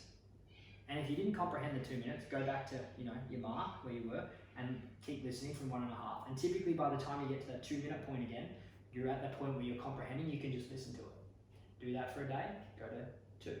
Then it might be 2.5, 3, 3.5. You know, you might take smaller steps. I know other people who go 2.2, 2.4, you know, things like that. And if you say, no, I can't do that, bullshit. My mum's nearly 60 and she's now a 3-speed reader. How good. Yeah, dude. And like, she just No blows, excuses, no excuses. And Yep. and she just blows through books. It was so funny because I was reading Letting Go myself and she got it on Audible. And she'd finished it and I was on like chapter 2. She's like, come on, you need to get it on Audible, hurry up. Like, it's like, whoa, mum, okay. So That's cool. that's incredible. Like I said to you before, I've got last year I had 40 books. I wanted to read 40 books in a year. I did. This year it's 48. I'm on track. So I read 26 books so far this year. And a big part of that is Audible. Because I can knock over a book in a day if I'm on 3.5 speed. If it's a 4-hour book, 6-hour book, that's an hour and a half, 2 hours of listening. How do you go retaining the information that you're taking in? It's incredible, just as good, if not better. Because think of it like this: if you're driving down the freeway at 60 compared to 150, which one are you more focused and attentive and alert to? When you're like 150, you're like hands on, gripping tight, like waiting for anything to go wrong. At 60, you're like, right, half falling asleep. Yeah, your brain's starting to focus on other things. Exactly. Yeah, it's slow. So when you go fast, you've got to begin it, and that's why I say to begin with, you need to do it when you're not, you know, driving through the city in traffic or on a call, like trying to chat with someone. You need to be doing it in a place where you're completely with the book and mindful with it. But then over time, you just, whatever I'm doing now, if I'm vacuuming the house or making food, 3.5 speeds, just, but you just get used to it. It's normal. Of course, yeah. And then the same thing with speed reading. Jim Quick's book actually put this on the list. Tools, Limitless by Jim Quick. It's all about the brain and the limitless capacity that we have and how to retrain the brain. And one of the best things about the book is he teaches you how to speed read with a really good technique. Nice. Basically read as far as you can in 4 minutes, and then you then read the same amount you mark it. I read 2 pages, righto, okay. You then read that amount in 3 minutes. But what you do is you use your finger as a visual guide and you kind of, without touching the page, you underline each word. And then from there you do it in 3, so you got to go quicker. And you might struggle a bit to comprehend, but then you go 2, and then you're like really struggling to comprehend. But what it's about doing is actually training your eyes to keep up. And then you do it in 1 minute. So by then you go through the pages. But then what happens is, because you actually measure, you know, your initial reading speed. So say for example I was 350, which is a fast reading speed compared to standard and average. He talks about the numbers in the book. But once I do the 4, 3, 2, 1 and I go back to 4 minutes, I can like double to triple my reading speed for that day. So then I'm just going through like crazy. Yeah, so yeah, it's so powerful. And the reason I put that book in that list is because it gives you tools to increase your learning capacity. And learning is the ultimate tool we have as humans for ourselves. You know, we've only got one person we're ever with this whole life. So the more we can learn to improve our ability to learn and retain information, it's the biggest superpower we have. So for me, I invest a lot in understanding how to learn and retain the quickest, most efficient way. And yeah, Jim's book is brilliant in that for sure. Tools, tips, techniques. I'd say the other thing is, if I could give one thing, would start to meditate or breathe. The breath work and meditation. If you're not pulled to meditate, you're sitting and being with the breath, breathe. Do breath work. If you're starting out, jump on YouTube, Wim Hof, 10 minutes, just go with that. So easy, so straightforward. If you're already at that point, then I love people to look up Dr. Stan Grof. He's the creator of holotropic breath work, which is a big part of what saved my life. And it's that conscious connected oral breathing, but he's the guy that really pioneered it in the Western civilization. Nice. Learning about him will kind of open your door to go, okay, I want to learn more, and from there you can make your choices. There's all different ways to practice it online and whatnot with different companies and organizations. If you're starting with meditation and you want to start that practice, my favorite app, I've tried a lot since doing the Vipassanas. I've sat 4 of those now, so you could say I've done my fair share of sitting in silence for 10 hours a day for a while. The app Insight Timer, by far my favourite, because you can customise everything to yourself, plus you can listen to all the guided ones and find all your different favourites and so on and so forth. Yeah. Dude, there's a lot here. That's awesome. Bro, that is insane. Like that whole episode, obviously, like we said, the story that needed to be told for them to really grasp where you come from, to get to this point which you now have your meaning, your purpose. It's just going to develop. The last little thing, which can be real quick, is let's gas up a couple of local businesses. Yeah. Mine would be my sponsor, Boot Box, which you obviously have experienced yourself. Dude, they specialise in that high quality grass fed free range meat. Like, they're unreal, and I'm going to keep talking about it very organically. Yes. I said to them, I was like, I don't want to sit here and do like a little 30-second spiel about you, because it doesn't feel honest. Yeah. And I bet, dude, I get hyped when I tell people about their stuff. Like, even the mince I just cooked up this morning. Hey, did you grab some the other day that they infused with like different like organ meats and that sort of thing? Yeah. So we, I'm not affiliated with Bootcox at all, but I get the Exalto sausages. I get the liver and the heart mince. We get the nitrate-free bacon. We get the organic free-range eggs there. We do, whenever we do slow cooking, we get the chuck steak. Oh yeah. We get the Lilydale chicken there. And it was so funny because the other day, after what's going on with the breath work and everything kind of blowing up, they'd obviously seen on socials, and they were like, we were just chatting. I was like, yeah, I'm doing the corrective culture cleanse at the moment, and like, oh yeah, and I said, and I was just chatting with Travi.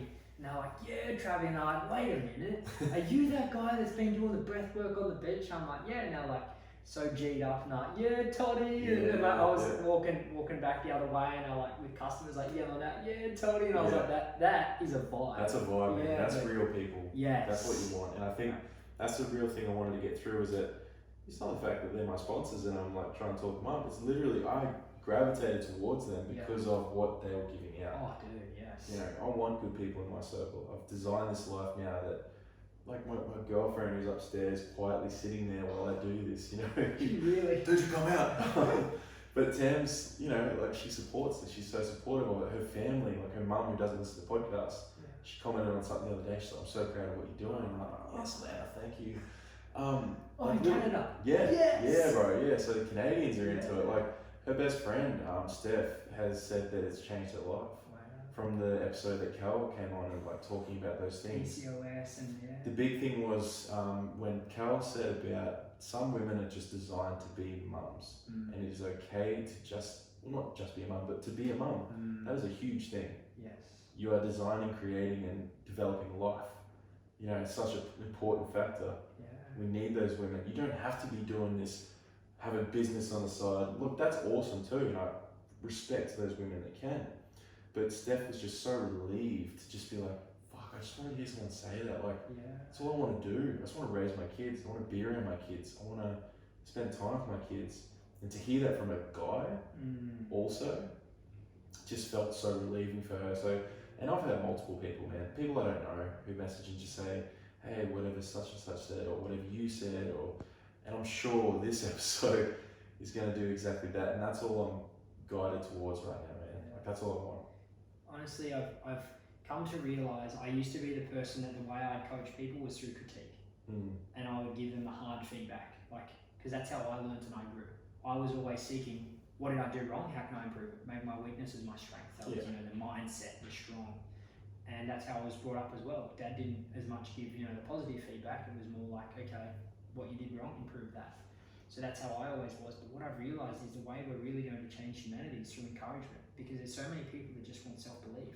They just want to feel encouraged. And Shani, my past housemate, she was the person that really brought that to my attention. Because I'd project how I was onto others. Like, get the critique and get better from that. Like, I love when people go, you sucked at that, because I'm like, let's go. Like, I'm going next level now. Whereas with others, that could crack them and, break them down if they feel like in a personal attack. So number one thing that I want to say for everyone listening, everyone watching, is I'm just a random boy from Hay, like just a country kid. There's nothing special about the healing journey. But what really transformed it was the fact that I was like, I can do this. Just that level of belief of I can heal myself and Mitch, And I want you to know that you can do it too. There is nothing stopping you. The only thing that limits us in this physical existence, other than the physical laws of, say, gravity and aging, you know, everything will live and die, is the mind. We have the physical laws, and everything beyond that about what you're capable of achieving or earning or having a relationship, or, you know, how fast you can swim, those kinds of things, so much mental. And especially like the areas of business growth, entrepreneurship, you know, how many people can we reach with the podcast? For you, Trav, it's like 10,000, 1 in 100,000. And I don't say that as like, you know, being over the top, you know, setting your goals too big, but legitimately, it is just a condition. It's a conditioned limitation of the people we're brought up around. If your dad was Joe Rogan, you'd be like, 100,000, give me 1 million, come on, it's just your conditioning. And when people can step beyond their conditioning, the whole world opens up to them. So if I can give you one thing, it's to know that whatever you dream of that you wish was possible, it is possible. You just need to go past the subconscious conditioning. And when you do, holy shit, things will flow to you in the most amazing ways. I just want you guys to know that. And I mean that from the bottom of my heart. You can tell, bro. It's honest. And that's, I was so excited about this episode, and it's just like blown my expectations out of the water, brother. So thank you so much. From here now, obviously, like you said in there, they can find you at Todd_Jarratt on Instagram. Yeah. Do you have a website or anything, or is it mainly through Instagram? Yeah, I did. I took them all down when I stopped all the business stuff. Yeah, of course, yeah. So, look, Instagram, I think, is one of the best tools going right now. Yeah, honestly, it's just connection. It's my main platform. Like, I don't check my Facebook Coach Jarratt page very often, so I'll go on there like, oh, there's a message from 2 months ago. Oops. Whereas with Instagram, I'm on there each day. I don't follow people because I don't go on there to consume, but I'm on there posting and you know, and being of service too. Yes, that's my whole thing, is just give value. Yeah. So one last thing, this Sunday they can get down again. It's happening. Yes, yeah. So exciting. That's a part of that collaboration. So each Sunday at Alexandra Headlands Beach, just south of the Surf Lifesaving Club, between the club and Alex Wall, we will be having the Cool to Be Conscious Sunday Stillness, Community Connection, Breath Work and Meditation. We started off week 1, we had 20 people put out, and, you know, reached out to a few people. We had 135 week 2, we had 190 plus week 3, and we've had over, I think I've counted like over 250 people, because there were so many different people in week 3, that it's just gone crazy. And the whole intention behind it is to give to the community, to be of service. It is not, and this is the most important thing I want people to know if they're hearing this, is that you're going along to this, there is nothing being sold, there is nothing being pushed or promoted. It is solely there for us to give to you, to have an experience where you tap into something powerful and you connect with powerful people that are on the same path, wanting more from life or creating more in their life. Seeing the shifts in people already, the amount of messages that we've got from people is been amazing, like just remarkable.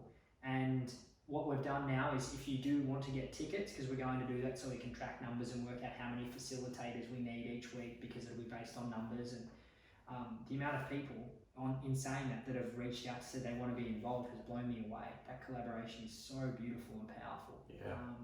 That you can either go to the link in my bio or jump on the Cool to Be Conscious website, click on events, go Alex Sunshine Coast, and you can grab a ticket from there. It's $8.88. Got that angel number in there, the boys. Nice. And half of those proceeds are going directly to Blokes Prosper, the men's mental health charity. And we've had discussions with Harry and Austin. Want to give those boys a shout. Epic young man. Awesome young man, bro. What are they, 20, 21? Yeah. Paige is only 20 and Austin's only a couple of years older, I think like 22. Yeah, crazy. And what we've discussed with them is that the donations are going towards them giving scholarships and support to young guys that want to try to transform their life but may not have the access or the resources or the finance to get to a counselor, or to get to a psychologist, or to get to a personal development event or an immersion or an experience. People that we feel are going from that holistic approach, which is so exciting, because that's a sick idea. and then the other half of the tickets is going straight into Cool to Be Conscious to grow it in their other spaces. The boys aren't taking away from it, like Ryan and Rue in that way. For them, it's not about the finance, it's literally about the giving, and that's why we're so pulled to each other, because my intention, JP's intention, The boys' intention is literally, how do we give to the community? How do we share and how do we empower others so that they get to live the life that they deserve, that they are capable of? So if you're coming down on the Sundays and you see my mug there, come and give me a huge hug. And yeah, I'd love to see you guys there. And I just want to say to you, Trav, thank you for your involvement in it and for having me on today. Man, it's been incredible. And That's right. dude, just your energy, what you're doing, what your vision is of helping people, and I can just see these things flowing together for you. It's amazing. So well done to you, brother. And you're a shining light for what others can aspire to be and to do. You're a clearing. You're permission for them, giving them permission to step up and go forward. So I might take that news as an intro. Appreciate it, bro. But like straight back at you, because obviously the things you're doing, you've inspired me in this short amount of time. So hopefully this podcast does the exact same thing, which I think it will. So thanks, Toddy. thank you. And we'll finish up there. Hallelujah! Hey, Tamara? hey! We Yeah. met briefly on the beach. Hi. How are you? Can you? I think you might have met her in that hundreds of people that you were trying to get around to. Oh, really? Yeah. But I somehow convinced her and a friend to come down. Yeah. So Hell yeah. How was it? Good? Oh, epic. were you just sitting on the chair, I'm on the step then waiting for us to finish? No, I heard the last little bit. Oh, Man. that was a flow. That was just. Yeah, there was, I could tell that you got some moments there where you had like this, oh, I remember that, I remember this, and no, that couldn't have gone fucking any better. So I'm going to smash that out and get that up by tonight. Oh, wow. As I usually do, but what I haven't been doing, because I try to make my process really straightforward. Yeah, so Yeah! it was pretty